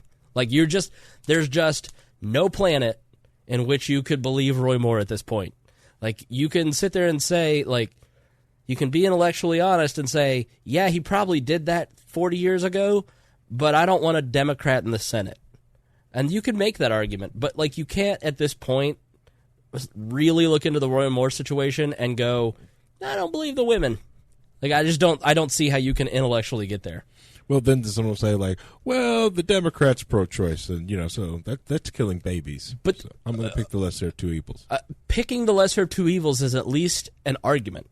Mm-hmm. Like, just saying I don't believe the press is not a valid argument. Correct, to me. yeah. But the other thing is, like, they have the ability to, one, write in a Libertarian. If you really don't want a Democrat to it, you can write in a Libertarian. Yep. Yeah. Or you can write in another Republican. I think his name's Ron Bishop. You're saying the Libertarian. The Libertarian, good, yeah. good. Doug Jones is the Democrat. Yeah, that's good. But no, I mean, to me, I wouldn't be voting for Roy Moore or Doug Jones anyways. But I think if you actually use your brain and use critical thinking instead of engaging in pointless Facebook fights, I just don't see how you can like look at any of this Roy Moore stuff and not go, yeah, this guy was a freaking creep. Yeah, and if anything, you can look at stuff like this and understand that why there needs to be more choices on ballots and better ballot access for other political parties, because you could get stuck with this freaking Discord. You could get stuck with just someone on the ballot just because like, well, these are the ballot access rules. Yeah, because like. What if they find something about the Democrats? So you've got, let's say, like someone like a Hart. Let's say they're both pedos. Right. Not saying the other one is. I'm this hypothetical action, right. But because the ballot's the way it is, well, you can pick for pedo B or pedo A. Right. It's like, and the people who try to make the moral equivalency of Al Franken to like the whataboutism of, what about Al Franken? Well, what about Al Franken? Like, he's wrong too. Like, like, what about Al Franken or what about Conyers? That isn't an argument for Roy Moore. Like, right. That's a logical fallacy called tu quo co. Is that what it is? How dare you?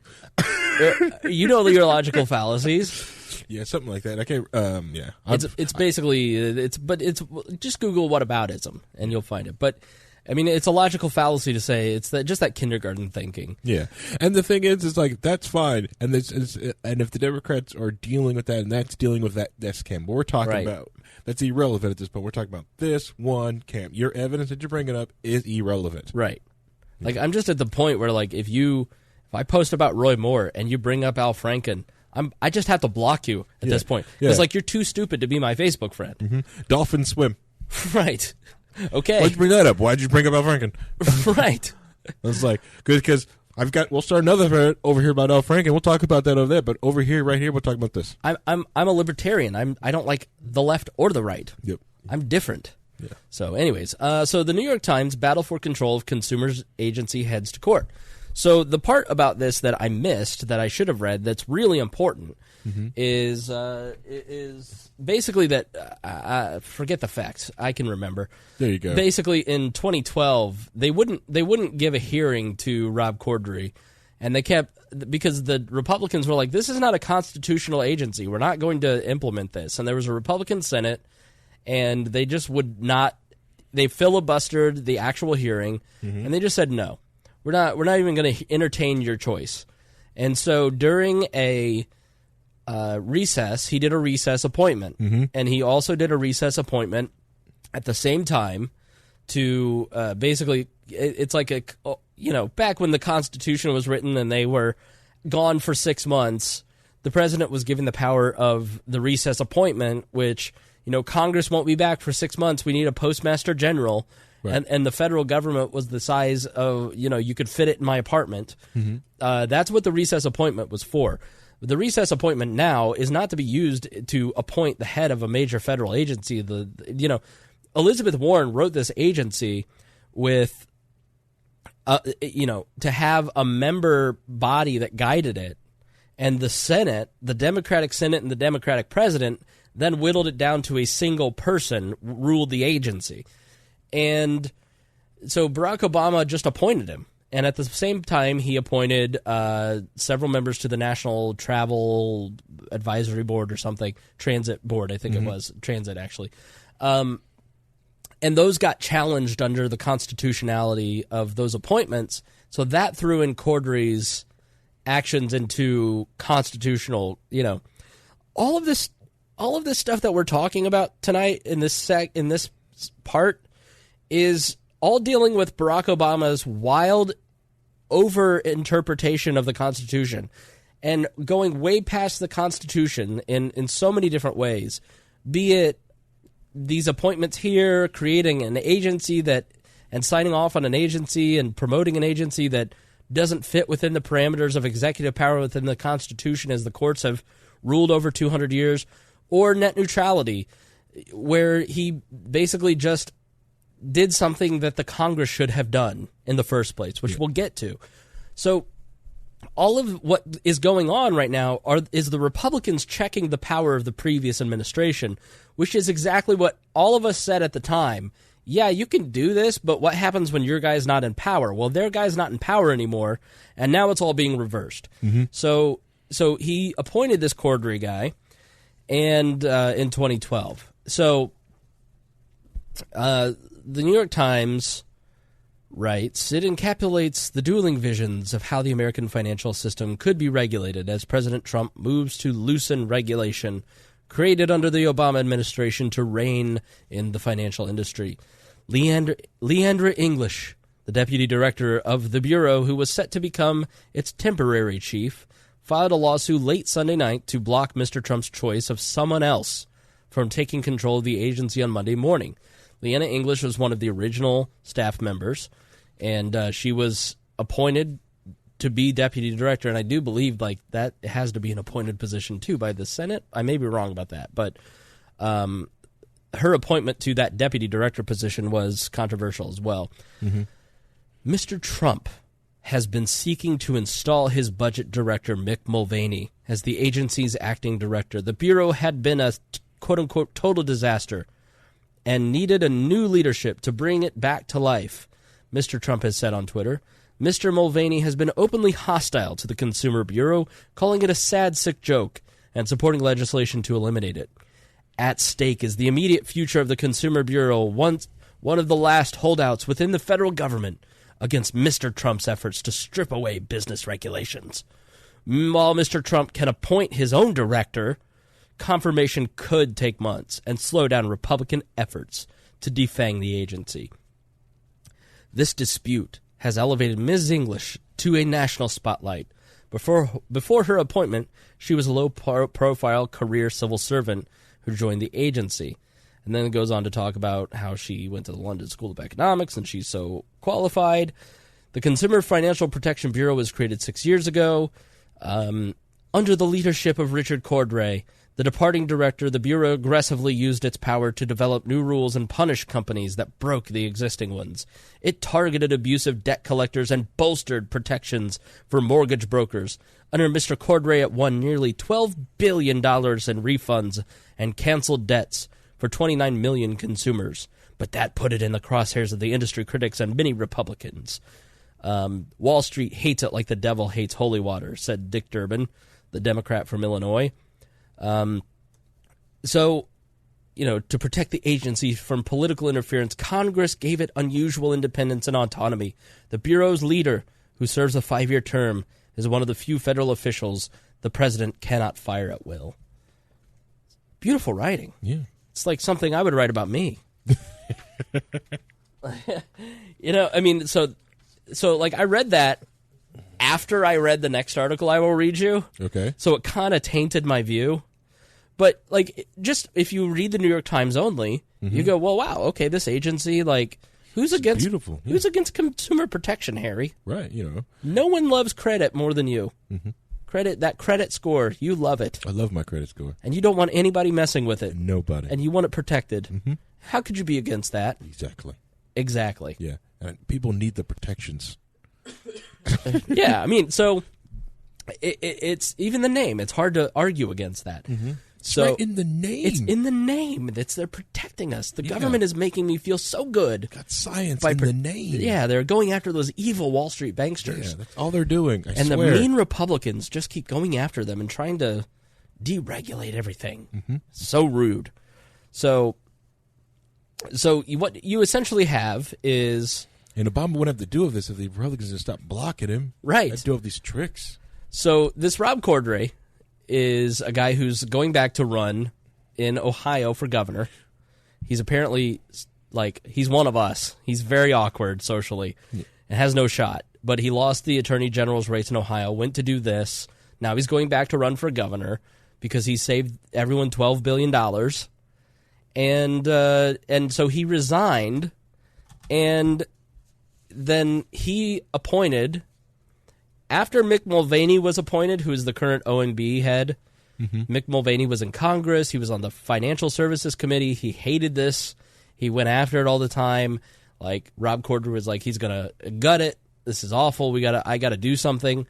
So in a political stunt, basically to get everybody like us talking about him, the president, who was head of the executive branch, appointed Mick Mulvaney. The director, appointed Leanne English. So 2 people showed up for work today. Yes.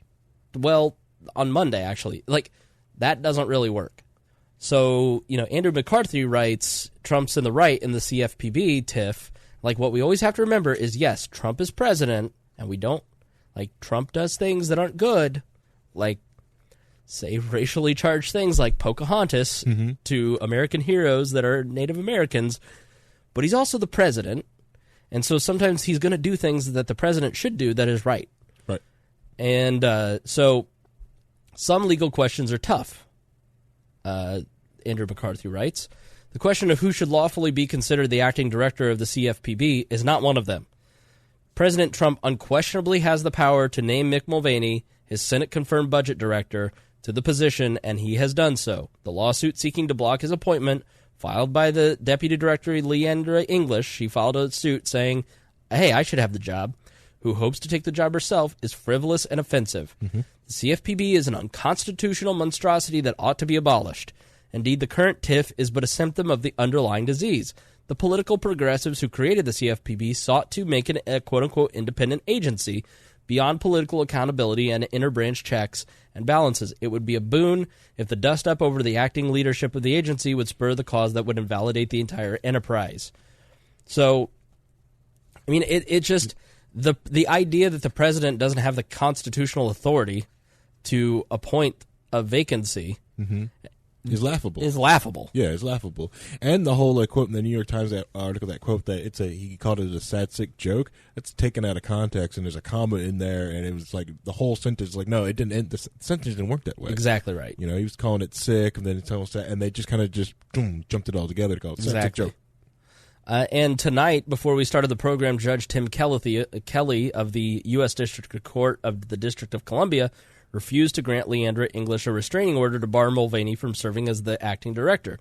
The ruling from Kelly, quote-unquote, a Trump appointee, clears the way for Mulvaney to run the CFPB until a permanent director is sworn in or English successfully appeals the decision. Now, here's the other side of the agency. This is by Ronald Rubin. Richard Cordray delivers the Consumer Financial Protection Bureau punchline. Richard Rubin has been really good on writing about this, and a lot of great articles that gave me a lot of good context on this at National Review. And this is a little bit about Cordray. Ambitious, cerebral, and socially awkward, Cordray had alternated between stints as an accomplished lawyer and a mediocre politician before he lost Ohio's Attorney General election in 2010, and Elizabeth Warren, then a presidential assistant, hired him to lead the nascent bureau's enforcement division. The following July, President Obama bypassed Warren and instead nominated Cordray to be the CFPB's first director. In the marathon standoff that ensued, Republican senators filibustered the nomination. Obama installed Cordray by using an unconstitutional recess appointment. Democrats threatened to change the filibuster rules, and Republicans surrendered. On July 16, 2013, the Senate confirmed the temporary director to a 5-year term. Since 2010, the Republicans have argued that the CFPB's unique structure, an independent agency whose single director the president can only fire for cause, with guaranteed funding through the Federal Reserve, profits rather than congressional appropriation process, is a recipe for government abuse, if not unconstitutional. Cordray proved them right. Basically, Warren built a political battleship. Cordray deployed it. The Bureau's powerful media division dictated policy to its regulatory professionals, relentlessly exaggerated the agency's achievements in daily press releases and on social media posts. Political operatives used the CFPB's super independence to stonewall congressional subpoenas and hide unethical investigation tactics, internal discrimination problems, and other inconvenient facts. Republican critics were dismissed as Wall Street sycophants. In fact, Cordray spent the first half of this year quietly promoting and entrenching faithful Democratic employees to obstruct his Republican successor. On June 30th, he awarded the GMMB an additional $15 million contract. I'm trying to look and see what the GMMB, I think it's on June 30th, 10 days later, he delivered a gift bag to Democratic donors in the plaintiff's bar, a rule banning financial businesses from using contractual arbitration clauses to prevent consumers from joining class action lawsuits. Cordray argued that the lawsuits were unnecessary to prevent deceptive practices because individuals rarely sue over improper bank fees and other small damages. Of course, The CFPB was created to prosecute such violations, but he said that limited resources prevented it from sufficiently taking actions. He then unveiled a video about it, an expensive creation reminiscent of Clinton's Stronger Together ads, and Republicans were forced to use Congressional Review Act to block the rule. Democrats, as a result, gained a talking point for the midterm elections. Then he basically gave a gimme to payday loan lenders and let them survive even after Democrats. One of the reasons that they wanted this created was to get rid of payday loans. But Cordray had a big problem. President Trump was expected to use the Federal Vacancies Reform Act of 1998 to appoint Mulvaney. Actually, he announced the rule on November 15th. He announced he would resign by the end of the month. He had a big problem. Trump was going to put in Mulvaney, a former member of the House, and who criticized the CFPB. And Cordray feared that Mulvaney would discover evidence the CFPB had been hiding for years, including the Bureau's failure to investigate the Wells Fargo fraud, data manipulation in its failed attempt to regulate car dealers by guessing buyers' races and alleging discriminatory lending, Inspector General admonishments to stop obstructing congressional oversight, and some particularly explosive sexual harassment claims against CFPB senior managers.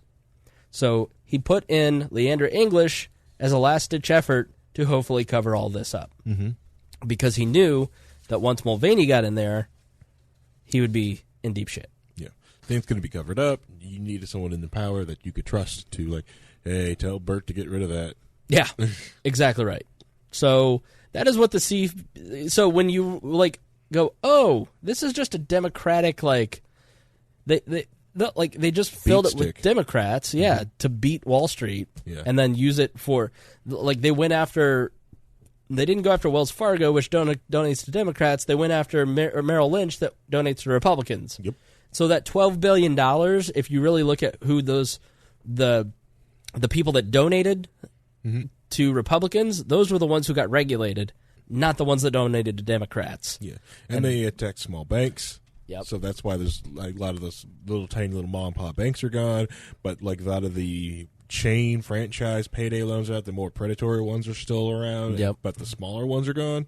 Right. Yeah. And now, granted, like, some people, like, the payday loans places, they suck and they're freaking traps. But a lot of people who use them, they need that cash flow. Yeah. You know, they just need access to just cheap credit, to easy credit. Yeah. I mean, people who use payday loans can't get loans anywhere else. Yeah. It's the only way they can get it. I can't even get a loan at a payday loan, but that's why I have to go to the pawn shop. Even the have you ever seen the Western Sky ads for, like, Western Sky credit? No. It's like an 875% rate. It's like you get a loan for $1,000 and you pay $8,000. I mean, there's some real shady stuff out there. Yeah. Oh, yeah. You know, but if you just, like, use your brain and, like, instead of going, oh, I need $1,000 right now because I want it, and then you look at it and you go, oh, this will cost me $3,000 to borrow. Yeah. Or you see some people's with their these car loans at 25% interest. Yeah. And I look at them as like, 25% interest. Yeah. I could buy you a car. You can give me 6% interest. Really? Yes. Yeah. Let's talk after the show. So, in my mind, the CFPB is a good riddance. Like, it's government regulation, and it's good. It's well intentioned. It's like everything else. It's well intentioned, but it doesn't deserve to exist. Right, and what it was trying to do is did some stupid stuff. Like, it helps out. It was supposed to help out people to, like, make sure they got advance notice if you had an adjustable rate mortgage. Well, if you're dumb enough to get an adjustable rate mortgage, explain what that is. Adjustable rate mortgage, like, most people have a mortgage that it's at a flat rate. So when you got it in, it's at this rate, at this percentage interest rate, and it's going to be at that rate. So most people will go like, well, my mortgage payment is $1,200 a month, you know, and it will always be that, jumping up for taxes once in a while. With an adjustable rate mortgage, is that interest rate on your mortgage if the price where that wherever the Fed puts the interest rate at, your mortgage payment will jump up and down with that. So if it goes really, really low down to 1%, hey, you want to pay 1%. But if that thing jacks up to 12, guess what just got jacked up? Your interest rate. So and a lot of people got killed in the crisis in 2008 with ARMS. Because they saw that as a cool idea. It can keep going lower. Just people who just don't understand math. Yeah. Or like, well, the other thing is like people's like, well, I got it at 4. What if it dropped? Yeah, but what if it goes to 8? At the same time, it's like, because if it drops down, refi. If it goes up, woo! Yeah. Thank God I locked it in at 4. So that's a good. So I can see that. The other thing it tries to help people out who are into foreclosure, which was huge around that time because of the housing crisis. Right. But the thing is, they put so many different protections in it that mean you can possibly stay at a house and not pay the mortgage on the thing for about 2 years because you have to wait to get in foreclosure. Then you've got 120 days after that, right? So if you could possibly play the game and just kind of stay in a house for a while, just squat. But that's what I do.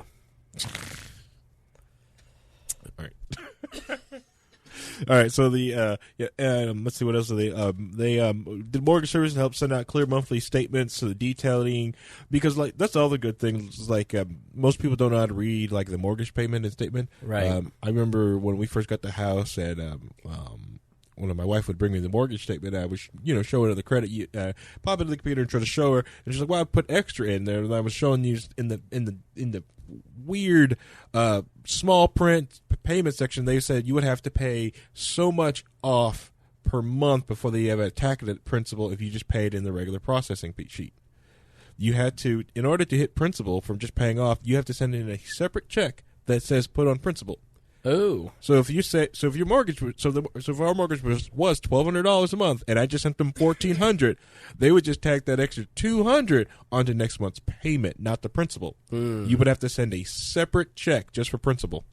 Right. And if you hadn't actually read that, yeah, you just screw yourself over. Right. You just keep getting ahead. It's the same thing as that's how I paid off cars so fast. It's like because you find out like, okay, so what's my payoff amount? It's this month? Okay. Which, I need to attack principal. How do I do that?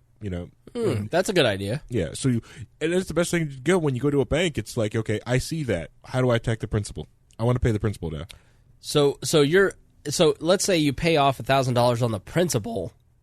Does that then lower the amount of interest you're ultimately going to pay? Like, so like if I'm paying, let's say $500 a month for a car payment, and $400 is the principal and $100 is the interest, just for math's sake. And probably the other way, right? Right. So you're gonna pay less over time by paying on the principal, getting that down because the interest payment is calculated for compound interest through the year of your term. Oh, okay. So it's calculated based on like the amount you owed, and the principal is just calculated over your year. We'll title this segment "Harry Teaches Spangle How to Be an Adult." So like I said, and you just got to learn how to take that out, because if the principal starts going down, then that interest that they want to charge, that's not there. Right. And and if you pay too much, you get a check. Actually, it's interesting. Nice. Yes. So what else did they do? Let's see. The servicers have said they have to credit your payments the day they get them. So let's say they'd made sure.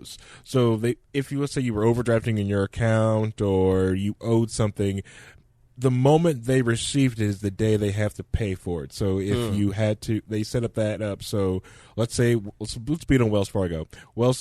You owe Wells Fargo on Friday, and your check gets there on Friday. Let's say we're not going to process it Monday, and want to charge you late fees for that whole weekend, which is scummy. Right. It kind of protects you from that, forcing them to no, that check needs to clear on Friday because that's when it's got there. Sure. Now you're just like, well, we need regulations like that. Yeah, or if the CFPB wasn't going after small banks and we had more small credit unions in the area, crap like that wouldn't happen. Sure. So yeah, like I have a friend who used to be a stock trader, and we were talking about the stock. We were talking about Bitcoin today, actually. By the way, Michael Arrington, founder of TechCrunch, who's kind of a crazy person but also very influential, is starting a Bitcoin hedge fund. Ooh. So I wish I had $10,000 to buy a Bitcoin, because now that there's multiple hedge funds that are starting to get into Bitcoin and cryptocurrency. Mm-hmm. I would love to be Ian right now over at Free Talk Live. I wish I had listened to Roger 3 years ago and set up the Bitcoin. Like the listeners who said, how can I donate in Bitcoin? And I said, I don't understand it. I'm not going to do it. I'm sorry. I'd like to apologize. I'm a dummy. It's at 10,000 now. And now that hedge funds are getting in, I'll never be able to afford it again. So, my wife just got a new phone, and I left some Bitcoin on her wallet from Porkfest for a while back. Totally forgot about it. $600 just sitting on there. Nice. It's like, whoa, oh. I was like, transferring it. I was like, let me go. Girl, God, I forgot about this. She had like a little, I don't know. She's just like, I don't remember how much I left on there. It's not much. Yeah, that was much. But that was years ago when she used it. Nuts. It was crazy. But we were talking about, he was talking about how he was a stockbroker during the Silicon Valley crash in the late 90s, and he's like, I was dealing with clients who were losing, $250,000 in 30 seconds because the trade wouldn't clear fast enough. So I asked, who buys? Mm-hmm. He goes, here's the screwed up thing is, if you're dealing with like a Chase or a Merrill Lynch or whatever, and they have a buy rating on it, mm-hmm. and then you go to like Moody's or Standard & Poor's and it says hold, mm-hmm. like that means that they know it's about to go down, and so they're trying to dump their stock that Merrill Lynch owns onto the Merrill Lynch clients so they don't take a bath on it. So they make money both ways. They get you coming and going. He's like, I just couldn't do it because it was just that you were ripping people off and you knew it. Mm-hmm. So, speaking of... but there's other ways to get the cryptocurrency. Bitcoin is not the only thing on the news, and the thing is Bitcoin is going to continue going up. It's still cheap. Buy what you can. Buy what you're also, if you want to get in, buy what you're ready to lose also. Because at the same token, a lot of people, you see all these people that made all this money, they also could have lost their shirts. Oh, I remember. I mean, Bitcoin, because we've been following it forever, just because we're in the libertarian movement. I mean, there was a time where people were freaking out because Bitcoin hit 1,000. Yeah, I remember that. And then it just it tanked, So it's. But if you have hedge fund speculators, because here's the thing, libertarians have kind of bankrolled in a lot of ways the backbone of Bitcoin, and they view it as currency. Mm-hmm. And what you're getting now, this inflation, are people who consider it an investment, and that's a very different mindset. Yeah. And so if you're looking at it as an investment, it's something that you will flee when it starts to crash. Mm-hmm. If you look at it as a currency, then you're going to keep what you've got and use it over time. So I don't know. I think it's two different philosophy shifts, and I'll be interested to see how the entrance into Bitcoin from traditional financial entities and people outside of kind of the tech space that get it, kind of the libertarian tech space that kind of has been around Bitcoin. I'll be interested to see what happens as quote unquote normies get into it. Yeah, and back up your wallet. That wallet. Gonna keep messing this up. That dat file, the wallet.dat file. Make sure you guys back up your wallets. How do you do that? Basically, it's just if you've got an Airbits wallet, it backs up for you. You just got to pull the file off your phone and put it on something else. Mm-hmm. Or if you've got Airbits through Chrome, or I say Airbits a bunch because it's such an easy wallet to use. Okay. It's my favorite wallet I use to move cash around with, not a wallet I use because it's easy to encrypt, easy to move different wallets and move things through it. But it's a file because this is basic electronic file on your phone. You've got to back that up and make sure you keep your username and your password because you lose your phone and everything. You've got your DAT file. You can get your wallet back and get your cash. Recover your thing and get your cash back because it is like cash. That's the sucky thing about it. And once you put Bitcoins on your phone, make sure you do put encryption on your phone, because if someone steals your phone, if there's no encryption, I just got to go smiley face, and it unlocks your phone. And, now it's like, oh, crap, there's a Bitcoin wallet on there. Oh, it's just using pins. It's just 4 numbers. Beep, beep, beep, beep, beep, beep, beep. Got it. Thank you. I've got your pin now. Right. Now I'm in your Bitcoin. Scan it. It's done. It's gone. No FDIC insurance. It's gone. It's the Wild West still. So, so if you do put Bitcoins on your phone, your laptop, make sure that even to access that drive, even that backup file is encrypted. Someone has to go through another file to get through it. Make sure you write down your passcodes, because people with powerful computers, or just like people who like hack passwords, they're not hacking passwords maliciously to get into people's computers anymore. Now they're doing it for Bitcoin wallets and making a lot of money doing it. They're just like, whatever I get out, I get 60%. And you may say, that's outrageous. It's like, all right, here you go. Here's your brick. It means nothing to you. Yeah. And with it 10,000, like, screw it. Take 60%. I don't care. You get it done in the day, take 65. Yeah, you'll need that net neutrality to protect you from so I haven't I really dived into net neutrality over the weekend. I'm going to pee on this one. No. Where are you going? No. I don't want to get too deep into it tonight. I mainly want to give you a chance to, because you said, listen, can we talk about, I got things to say, but you go ahead and pee. But people are freaking out. Like, and I posted about it a few times and had some pretty thoughtful discussions about net neutrality on the Facebook page at We Are Libertarians with several people, and a lot of people brought up some really interesting points, both pro and negative. And we're going to do a full episode again, because I feel like we haven't really kind of dove into this enough, because what's out there is really hyperbolic. And John C. Dvorak wrote an article in PC World that basically was like, why is everybody freaking out? Everybody calm down. The internet is going back to 2015. The internet was really good from 1988 to 2015.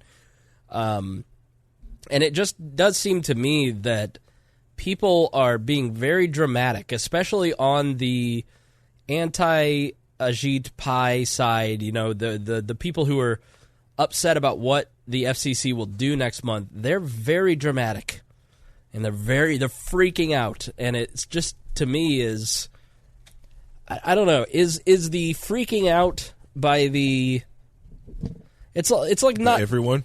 Yeah, like it's not everybody's pro net neutrality. Like, that's the thing about this. I think everybody, and we're really at a point where everybody agrees, yes, the internet should be free and open, and it should stay that way.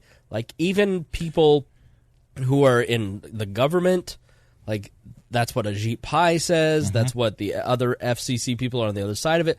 Like, people on both sides of this issue, all of them agree the internet should stay free and open. So it's just, how do we best do that to structure this in the government to make sure that it never gets regulated? But the internet is not free and open.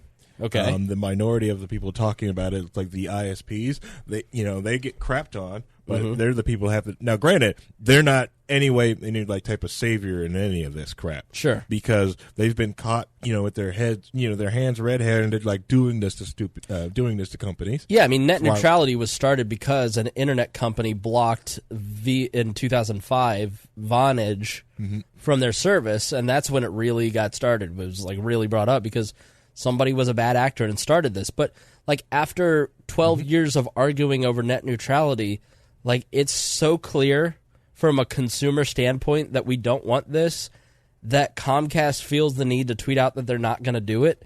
Like, at some point, like, I just feel like people on that side, it's hard for me to really buy into it, because so many of the people arguing from that side had a bad customer experience with Comcast or AT&T, and that is really the basis of their emotional argument. Well, yeah, that's the other thing is, like, well, it's so bad because a lot of people have been bastardized by AT&T, Comcast, Time Warner, Bright House, you name it, because these ISPs have such gigantic monopolies in each area, so that you have to deal with them, and there's nowhere else to go to. Right. That's the other reason too. It's like, and they won't compete with each other. You know, they won't go. And it's like OPEC, but for bandwidth. Right. And it's just crazy. And the way that some people are freaking out. And my same thing is, I always said, is like, if they can, they will. If they aren't already.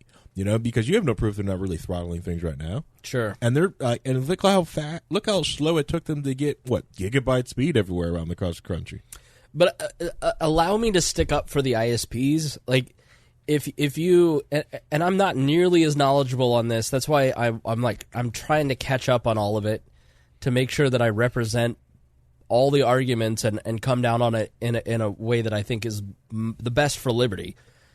But like, if you look at the progress over the last 15 years in terms of bandwidth, with the exception of my apartment complex, but like, I'm having to use a hotspot to stream the video.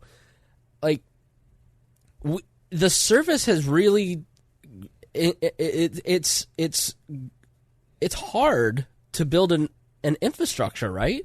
Like, it's hard to build that many lines and in that many places, and then continually upgrade it on a brand new technology that's constantly being redeveloped. Like, that's a hard task. And I think if you're sitting there as the CEO of Comcast, Bright House, AT&T, trying to figure out how to continually upgrade service, I just don't think that Comcast and AT&T sit there and think, how can I screw them out of their internet today? Like, I think AT&T does that. Like, I mean, it's NEA. And nobody hates AT&T more than me. I literally think they're the worst company on the planet. Like, I have them for my phone. I have them for my internet. Like, I have it's awful. The octopus that is AT&T is terrible.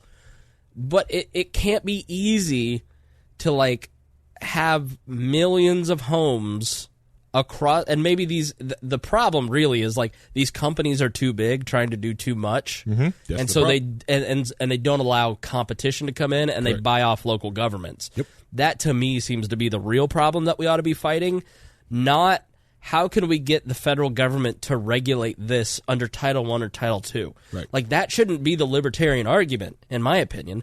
Like, please email me at editor@wearelibertarians.com if you think I'm wrong, because I want to hear both sides of this issue, because I see libertarians that I respect on both sides of the issue, and so I just want to hear, but I just don't, I'm coming down on the side of Ajit Pai, because I see the other side really arguing hypotheticals as opposed to, like, giving me facts of, this is really what these companies have done wrong. This is where, I just don't see the federal communications. Like, I work in an industry that is a free speech. So if I wanted to go on, this is completely free speech. I can say fuck here. Okay? Like, I can say cunt. Whoa, whoa, whoa, whoa. But if you were on the radio, you would have heard that the way that it was, which is bleeped. Because I'll go back and bleep that, because I promise not to say that word anymore. But can't understand normal thinker. I know. Normies, they're ruining America. But no, like, it's I can't go on and say whatever I want on radio, which is regulated by the FCC. So I just don't buy that the FCC is going to be the great protector of our free speech. Yeah.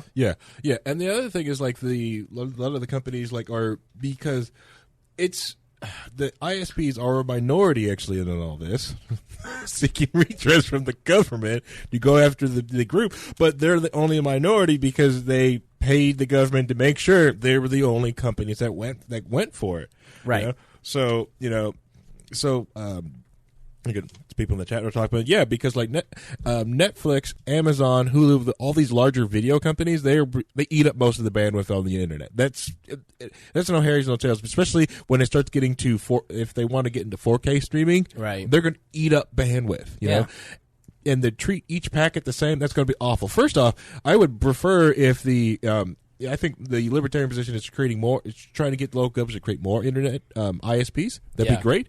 The other libertarian position, which should be the ISPs should know what my traffic is. How about that? You have no idea what I'm sending. How about that? That's actually a great idea. That's a better thing to me. I don't want you to know. Yeah. No, you just know I have traffic. I have bandwidth. Why do you need to know I'm going to Netflix? Harry wants all packets treated equally. All packets you don't know. Agnostic packets. We had to do that back in, back in the, the 2000, trying to remember. Well, no, way back machine, you used to do the hotspots, right? When you give you unlimited access to the internet and stuff like that, right? Mm-hmm. But if you did anything else, like streaming or anything else, they would throttle you on your Wi-Fi on your hotspot connection. Right. You could use a VPN, tunnel into a VPN server, right? Have your high-speed connection there, and you could do anything you want on the same unlimited connection because they couldn't tell what the heck you were doing on your freaking hotspot. Beautiful. It was beautiful, beautiful time. You know? Yeah. It's a great time for the internet. Heck yeah. Equal packets. Well, yeah, because they couldn't tell what you were doing. They just okay, he's doing VPN traffic to the server. And the server that was connected to somewhere else, that was, to the hard line, that was going out on the net, pulling things down. Right. You know? What if I don't want my ISP to know what I'm doing? That's to me, I don't want my ISP to know what my packets are. I don't want them to. I prefer, now granted, that would entail creating more ISPs. And so I can get the ISP that I want. The ISP that, just agnostic. Nope, you just surf. We don't look. We don't keep any logs. Just surf. Right. That's the better, libertarian position. That allows safeguards for people. One, they don't to whistleblowers because, hey, if they don't know what they're doing online, they can easily get stuff out there. Uh-huh. When the other thing that goes to it, this whole the agnostic idea, is because Motherboard.com did an article about cryptocurrencies. Because this whole throttling aspect, that works the same way. Hey, what's your favorite internet cryptocurrency? It uses the internet protocol, which this article, oh man, I think I got banned from one Bitcoin group because I kept going I told you freaking so. I told you so. Bitcoin is awesome. It uses the internet, but at the same time, if you control the internet, you can kind of screw with Bitcoin. Right. You can't stop it, but you can freaking screw with it. I can make it almost virtually unusable. That's kind of why I've not really cared much about cryptocurrency because it's I don't know, it's as make-believe as fiat currency. Well, it's a little bit more hardline than that because some people are doing work for it, but it's the same way. I just triggered somebody. Yeah. Somebody just got real triggered. Yeah, probably. There's somebody in the... Somebody's real triggered. The internet is a series of... Motherboard article I put in the Trello chat, but I can't see it. I'm sure Spangle must have covered up my Motherboard.com article with, I'm guessing, memes. In the meantime, I'm going to assume... The internet is not a big truck. The internet is not something that you just dump something on. The internet is not a big truck. The internet is a series of two. The internet. That's a 2006 classic. This is Senator Stevens from back in 2006. Painfully trying to explain net neutrality on the Senate floor. Is allowing all of these entities that support this to provide streaming stuff going on the internet. Now, the internet, let's go back. Internet started with a concept of local-to-local connections across the country. You could go for Air Alaska, but you had to go through local connections to get there. The industry wisely provided for streaming for, in effect, a new kind of long distance, and that's what we've got. We've got a service that's immune to distance, and it's there for the consumer. But when we take and really indicate that anyone that wants to use this system for massive commercial purposes. Well, there's one company now you can sign up and you got these are the people a movie delivered to your house daily. By I want to say, hey, by delivery service, okay? These are the people. We should have a constitutional amendment that will guarantee internet freedom. But these are the people that would be writing that. You change your order. But you pay for that, right? This service is now going to go through the internet, and what what you do is you just go to a place on the internet and you order your movie, and guess what? You can order 10 of them, and it's delivered to you, and there's delivery charges. Talking free, about Netflix. Right? Yeah. But 10 movies streaming across that internet, and what happens to your own personal internet? I just the other day got internet was sent by my staff at 10 o'clock in the morning. All right, Friday. okay, I all got right. it yesterday. It's getting to the good part. Why? Because it got tangled up with all of these things that are going on the internet commercially. And here we have this one situation Here he's where so triggered. enormous entities want to use the internet for their purpose to save money for doing what they're doing now. They use FedEx. They use the delivery services. They use the mail. They deliver in other ways, but they want to deliver vast amounts of information over the internet. And again, the internet is not something that you just dump something on. It's not a big truck. It's a series of tubes. And if you don't understand, those tubes can be filled, and if they're filled, when you put your message in, it gets in line. It's going to be delayed by anyone that puts into that tube enormous amounts of material. Yeah, so basically he was arguing for net neutrality by using Netflix in 2006, which he's saying there's this company that delivers movies via the mail, and now they're trying to clog up the tubes with streaming movies. Mm-hmm. I mean, it's just like you think about how much has changed in 10 years, like how much we depend on, like it's like Netflix is 25% of the internet traffic. Easily. Yeah, I mean, really. Easily. And Amazon Video, and let's see, there's YouTube, everything, right. Yeah. And that's a lot of it. Like I kind of want to know what side those companies are on, and then I want to go, I'm on the opposite side of those companies, because those companies don't want to pay for, I don't know. I'm just still up in the air on it, but I'm just not seeing very effective arguments that are real arguments. I'm just seeing a lot of bitching and hyperbole from the people who are freaking out over Ajit Pai taking the internet back to 2015. And he made that there's a great podcast that he did with Matt Lewis, the Matt Lewis podcast, where he did an interview with him, and he was like, the infrastructure development has slowed 5% in the last 2 years because they have to go to the FCC and get clearance. Right. So to do anything. Right. Well, that's the other problem. Is like the FCC has held back communications since its inception. Okay? Right. It's meant to regulate scarce resources, and it has done a terrible job at that. Like the guy was talking about long distance services. That was only a thing because there was like one freaking phone company. Long distance phone technology hasn't changed since its inception. Right. The only reason it has gotten better, has worked better, is because we went around that stupid system that they created, that the Bell company, boomers, freaking boomers, okay? The freaking they created that Bell monopoly, and they broke it up like, well, now there's Southern Bell and Northern Bell, and it's not this. Because a lot of us, like 90s kids, remember having to put in like the stupid calling cards or 1010 so you can call collect. 10-10-231. Yeah, or whatever dumb technology call long distance on. Right. Which, like I said, the technology haven't changed. Now, granted, we've moved on to voice over IP technology, so you really can't it forced them with that competition through cell phones and voice over IP that forced the phone companies to not stop charging for long distance. They still put it as a perk. Hey, you get free long distance. But the same tech lets you call from here to let you call anywhere inside the continental United States. It's bullcrap. Right. You know, and the same thing is like, well, now you get international calling with voice over IP calling. I don't need international calling. Yeah. Why can I boot up my Discord server and talk to people in New Zealand all the time? I do it on a regular. I talk to people in New Zealand and Sweden every day. I mean, Apple invented FaceTime, and then it changed the whole game. Yeah, they invented FaceTime. I know they did. And the podcast. They also invented the podcast. Okay. Right. And the MP3 player. I'm gonna cough now. You do the show. Waiting for right now. I'm picturing like Galt probably hitting his head on the wall. I was like, no. That's Galt. Good old Galt.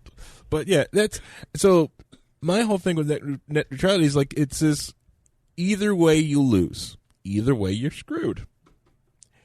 I would prefer moving to a solution that it is about as screwed up as Indiana's liquor laws. It's so convoluted So much stuff has been tacked on to fix other issues instead of fixing the original issue that the FCC, because the FCC is involved. And they keep tacking things on. And I like the idea of taking something off, right? But they're not going to just completely take it off. There's no way they're just going to remove all these rules and not leave something else. Yeah, we know. You can both sit there. Everyone's like, no, they're gonna bring it back. Oh, not all. They're gonna leave something. They're gonna leave something behind. They're gonna be, because that bill is longer than like these 4 things that it did. Like, no, that bill's longer than that. Yeah, there's something that's leaving behind. All of it. Like that's like libertarians. To me, just in all of it, it's like we shouldn't be arguing over FCC regulations. We should be arguing over like, why isn't this being passed by Congress? Right. Yeah. Why are we still regulating the internet, which is a series of tubes? Yeah. Based on a 1938 piece of legislation. Yeah. Why should we think it's okay that we should run copper cabling from houses to fiber optic cabling? Right. This is dumb. This is dumb. Shouldn't we be trying to change things at the local level? Like, it wouldn't be that hard for me to go knock on 50 neighbors' doors and then go to my apartment complex and go to AT&T and say, I have 50 people who want to upgrade and change the service. What can you help me do? And I could probably do that. Like, but I'm a lazy American who doesn't want to do that work. And like that kind of work is the essential part of the American democracy, where you basically, like, if you want to change things at the local level or with at the government level, at the company level, at the housing level, like, you have to put in some work. And people are just sitting here going, I don't want to work, I don't want to do anything, I shouldn't have to. And it should just be done for me, and let's get the magic man in the government to fix it for me. And to see libertarians like taking that argument, it's mind-boggling. Yeah, it's crazy. It's like it's weird seeing these faux libertarians sit there and talk about this stuff. Like, well, the FCC needs to regulate this. I'm like, so like every other instance when the government regulates something, it's crap. But they need to regulate. They need to regulate this heavily because their word means something. Yeah, like we have written down the Constitution, and look at how they've bastardized it. Yeah. Look at the Consumer Protection Bureau that we just talked about. Like, that has been used for nothing but capital, like, cronyism. And I have to say, like, this argument of cronyism, if you go and look at open source and the telecom industry and where the donations went, in 2015 you have a Democratic president who has Tom Wheeler, the Democratic appointed chairman of the FCC. The FCC is a body that is currently majority Republican, 3-2. In 2015, it was majority Democrat, so that's how they squeeze this through. Again, it was unconstitutional, in my opinion, for them to make this Title II change in the first place. And I think if you go back and listen to this podcast and the episode that we did about it, we talked about that. Like, it's so weird to have like the CFPB and the net neutrality stuff coming up, and we've done episodes on it. Yeah. Like, I haven't gone back and listened to the net neutrality episode yet, but it's a Democrat FCC that passes this, and if it were such a huge burden on the telecom industry, go look at the chart of donations by party on Open Secrets. The blue spike that happens in 2016 is unreal. I posted it on Facebook, on our Facebook page. Like, if they felt so burdened by the regulations that had been passed in 2015, why did they just dump money on them in 2016 and reward them? And like, they donated to Hillary Clinton $1.1 million. They donated to Trump $99,000. So she got $1 million more than Donald Trump. So to argue that Donald Trump is being bought off by the telecom industry to do something in their favor is just ludicrous. Like, if you go to Open Secrets and you actually do your homework, you can destroy the cronyism charge outright because we have the donation records. Like, the telecom industry has donated to the people that are on the oversight, the head of the oversight committee, the people that sit on the oversight committees of the FCC. The telecom industry has been raining money on those people for years. So that's the argument against the FCC being the regulatory agency. Because I work in an industry where the companies, the radio companies that in 1996 got deregulation and then got a big, like in 96, that's when Clear Channel and Cumulus and all these other companies just started buying up stuff. Mm-hmm. Like Clear Channel especially just started like gobbling everything up. Now they have $14 billion in debt and they're looking at a collapse. Yeah. They had CBS had a problem employee in Howard Stern. Mm-hmm. And so they managed to help. I firmly believe that CBS and Clear Channel and some of these people who were getting fined by the FCC used those fines to get Howard Stern fired. Like, the FCC isn't a free speech organization. Like, it isn't. It's just, I can tell you, having worked in radio for 15 years, I got in trouble one time because I said scumbag on the air. And I got pulled into an office. I was a baby broadcaster. I'd been there a year. And they said, you can't say scumbag on the air. I said, what are you talking about? I said, scumbag is a term for a condom. I go, I have never heard that in my life, and nobody's more perverted than me. Like, I've thought of every dirty joke ever. Like, I've never heard, like, sorry, someone out there may get offended and write a letter, and we could get fined. Mm-hmm. I said, okay, so then if an innocuous word like scumbag can't be used, what are the limits? And they go, we don't know. Well, does the FCC tell you what you can or can't say? No. It's literally whatever one person, like the show that I work for, one person got his panties in a bunch about one comment on the air. He rallied the community, the mm-hmm. local community, to write in. A guy by the name of John Price wrote in to the FCC with like 50 other people and got them in trouble with the FCC. And then you've got to have lawyers and defend yourself, and you're like looking at getting fired, and there's people's jobs online. Like, what was said wasn't even bad. You know, Bubba the Love Sponge got the single biggest fine in FCC history because he played sound effects of killing a pig. Yep. He didn't kill a pig, but he still got fined because it went against community standards. Yep. So we're talking about an organization that can be bought and sold. Mm-hmm. All the time. All the time. It's a political organization like every other bureaucracy in the government, and it is. Why do you think the Janet Jackson thing was a big deal? Is because the head of the FCC was beholden to the Christian right and the Republican administration mm-hmm. and George W. Bush and John Ashcroft and all these people, and it started like, well, we got to do something about this. And so they started cracking down on this stuff. And mm-hmm. then Michael Powell, the son of Colin Powell, was appointed the next FCC director and ended it. Yep. So, like, let me repeat. The son of the Secretary of State was then appointed to the head of the FCC. Let that sink in. But it's an organization not given to cronyism. Like, so I yep.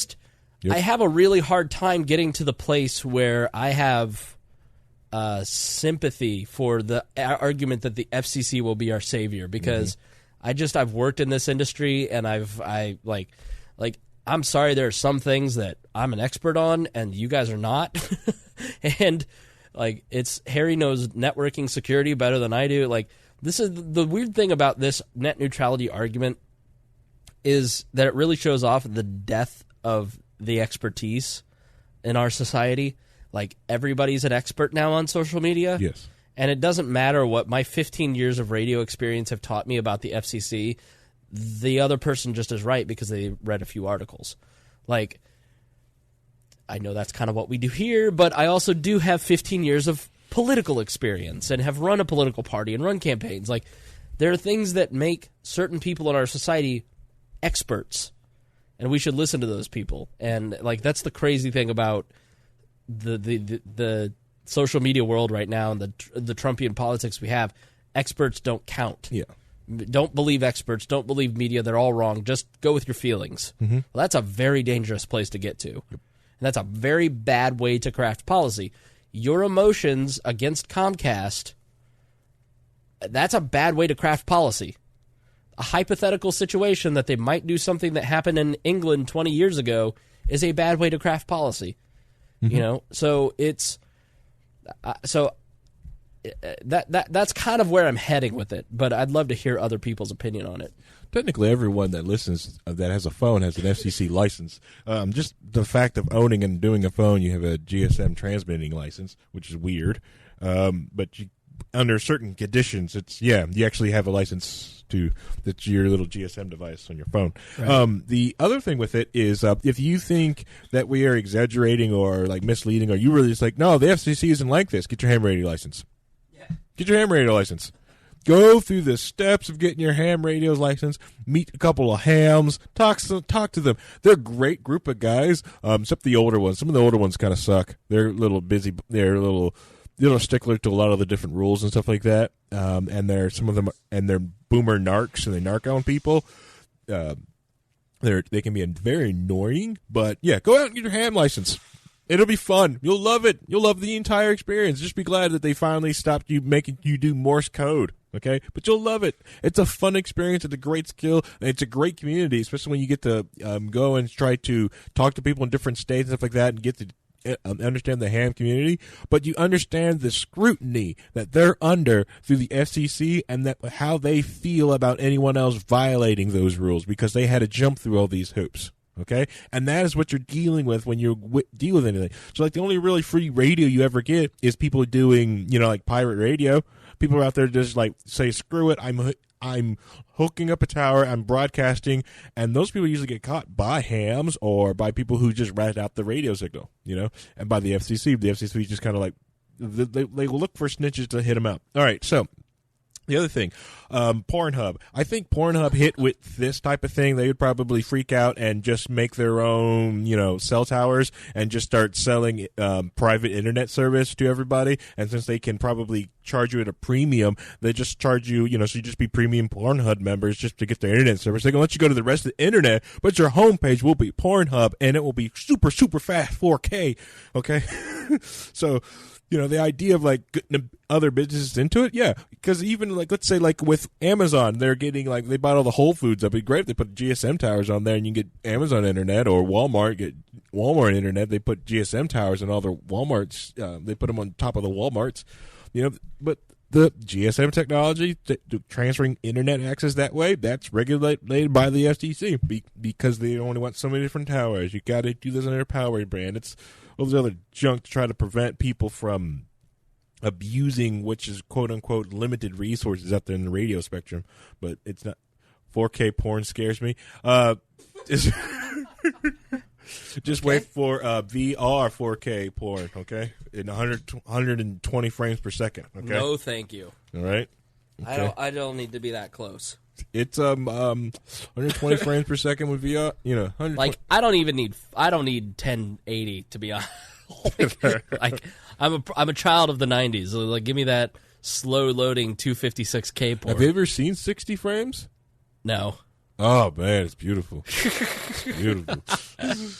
I hear that it's beautiful from friends on the internet. That's where I hear it from. You are something else. But that's my thing on that's my thing on net neutrality. Yeah, there's more layers to this stuff because it's the internet. There's several layers. But no, the FCC should just get out of the game. That's it. There's no such thing as a good regulation. I'm sorry. There's no such thing as a good regulation. I honestly, I don't think the biggest thing is to get out of the system, get away from them, and try to work around it. Just like Bitcoin and other things, people trying to use cryptocurrencies outside the internet system or get around things. Those are the people you should support. Those are the actions that libertarians should take. Okay, it's because if they can, they will, and if they aren't, they're doing it. And because with their fingers on the button, so they prove to you that the ISPs knows exactly what you're doing on the network. And they can throttle anything they want. It doesn't do anything like that. They got these levers and switches. Granted, how they're going to and you're thinking like, well, how are they going to manage all this traffic? People like me, they're just going to buy people up like me to use that to throttle traffic, to find different things like that. It'll be awesome. I'll get paid a whole bunch of money to throttle traffic. Wouldn't it be great if all these experts got together and wrote some legislation and started talking to like friendly congressmen and start putting together a piece of legislation? Like I think of the Elizabeth Warren story is really like a crazy story, right? So here's this person who is a Harvard professor who writes this paper, and then within just a few years, that paper gets turned into a new agency, and then she gets, runs for Senate and wins. Now they're talking about her as a presidential candidate. Like, that's like that should even though it's Elizabeth Warren and she's a socialist, like that should inspire you to action. Like, it is. We sometimes sit there and think, oh, the Leviathan is too big, it's too strong. But it's super easy sometimes to make change. Like, sometimes you just get really lucky, and then all of a sudden something happens, and then you're in the Senate in 4 years. Yeah. And if we're in this moment where there's this, what's going to happen is the courts are going to end up deciding how the internet is regulated. That to me isn't the best outcome. Like, we can sit here and argue about the philosophy of net neutrality or the FCC and who and how they should regulate it and all these hypotheticals, but that's part of what this show is about, is not arguing the hypotheticals, but let's look at the reality of the situation and try to make decisions about that. Yep. Because you and I can sit here and argue about, do you want to be a minarchist? Do you want to be an anarchist? Do you want to be a mutualist? Like, that's all fine and good, but we're probably not going to have, like, that decision in our lifetime. Anarcho-monarchist, really. Right. We could get lucky, but like probably the history tells us that like we're not going to see an anarcho-capitalist America in our lifetime. But so let's work within the framework and advocate for as much liberty within that framework that we have now, and then also keep an eye on philosophy and making sure we're pure. But and making sure that we understand the principles, because it's easy to like drift and start advocating like we're not left and we're not right. We're not like some people have written in and said it's hard for me to connect with you guys because I'm a conservative and I'm trying to find where we have common ground. And I agree with you on some stuff, but some stuff you guys are just wrong. It's like, well, then we're just not going to agree. Like we don't have to. Yeah. You can sit there and go, libertarians are right about like 90% of stuff. And there are liberals that are probably listening right now and they go, yeah, that North Korea part was really right on. Mm-hmm. But I didn't agree with the consumer protection part. And the conservatives will flip-flop. You know what I mean? Mm-hmm. Like we're here to be libertarians. We're not here to be conservatives or liberals. Like, but the reality is, what is Ajit Pai doing? Is it a good thing? And let's discuss that. Right. Not these hypothetical situations, because that's not really doing any good. That's not doing society any good. It's not doing you any good. Like, you're sitting there, if you're anything like me, you're sitting there on your phone arguing with people on Facebook at 9 o'clock at night, getting so pissed off that you can't fall asleep for 2 hours. Like, what good did that do me? It didn't do me any good. Like, it didn't do them any good. It didn't do any, so... Yeah. Because we weren't arguing the facts. We weren't arguing what's happening.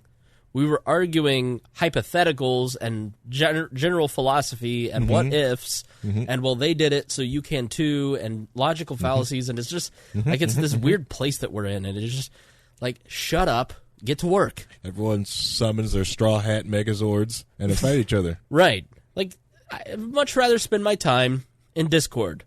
Yeah, isn't that a nice place? With all my fellow We Are Libertarians nerds.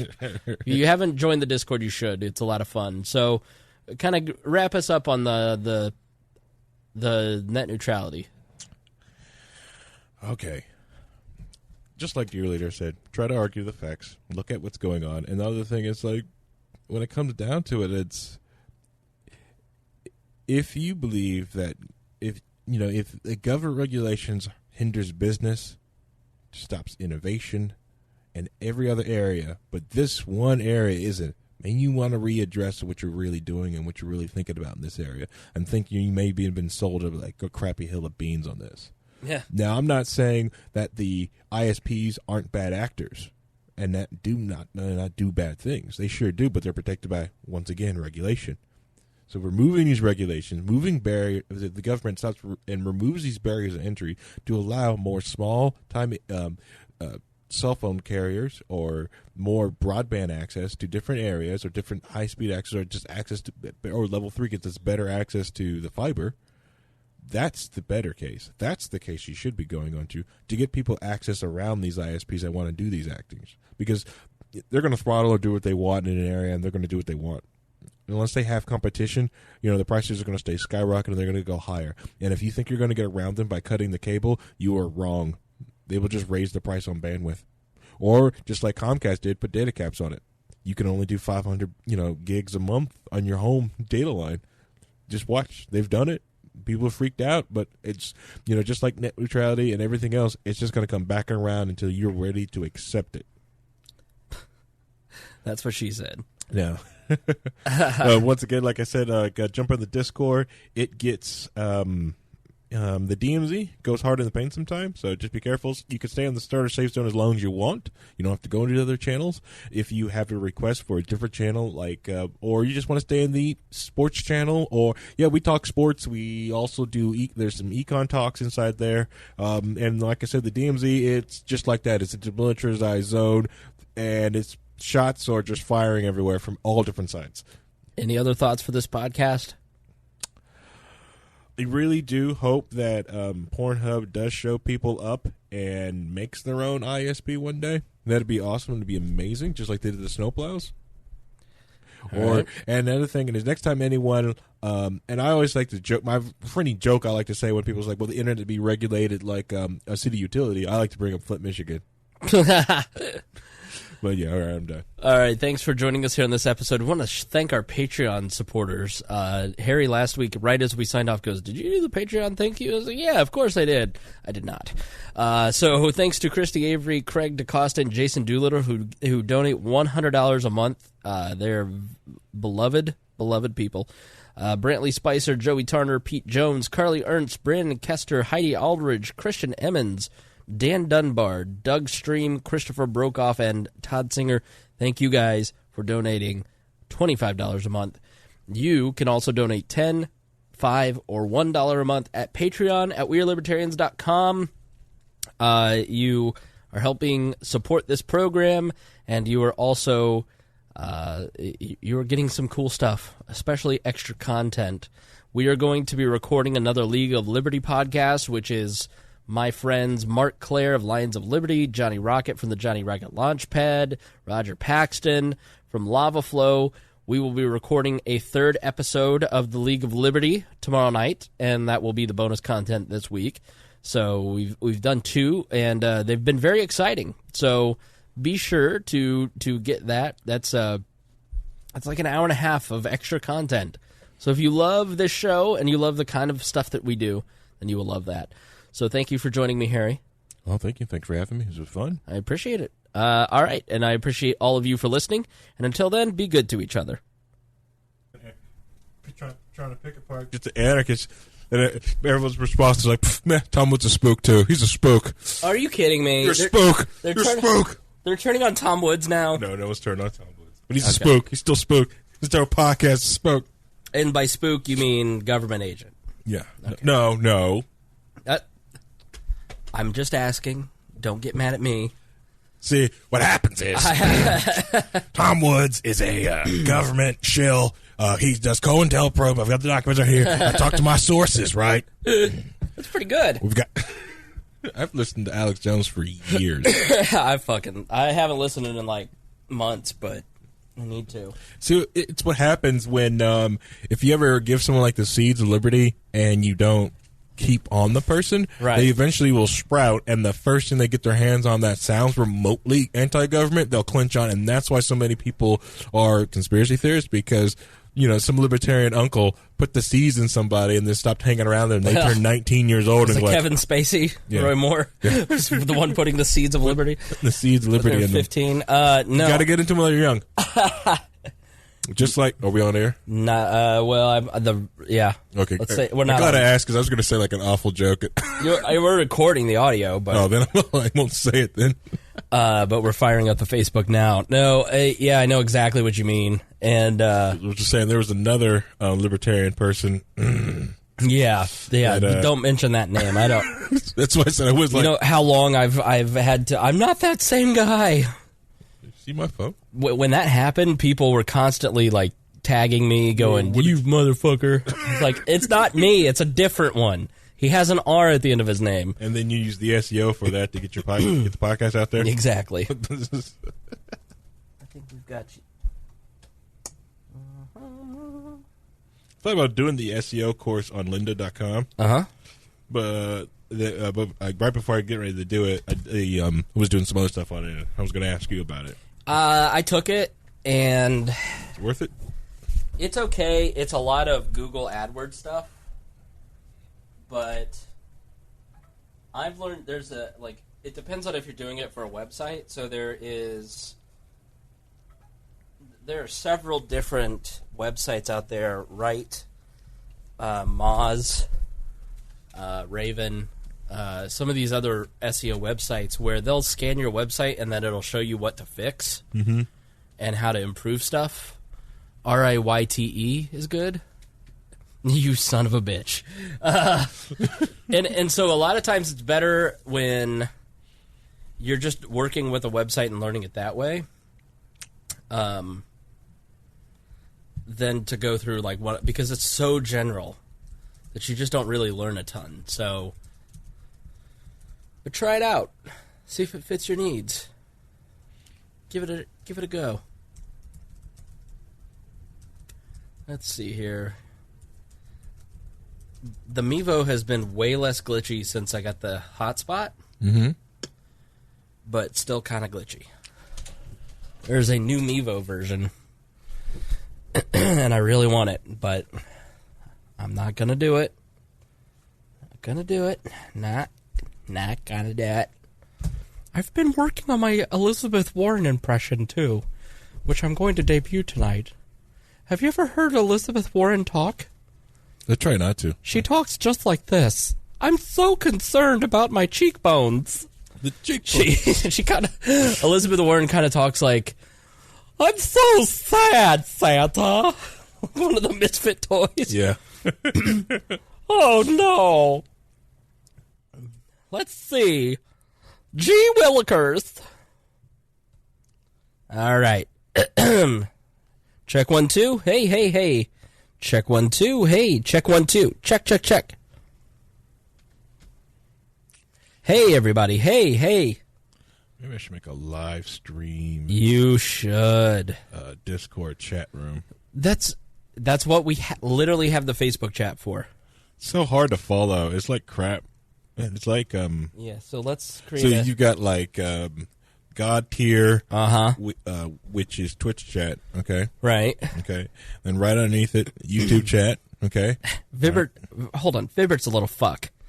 Audio didn't mess up when the old gang was on the show. Let's see here.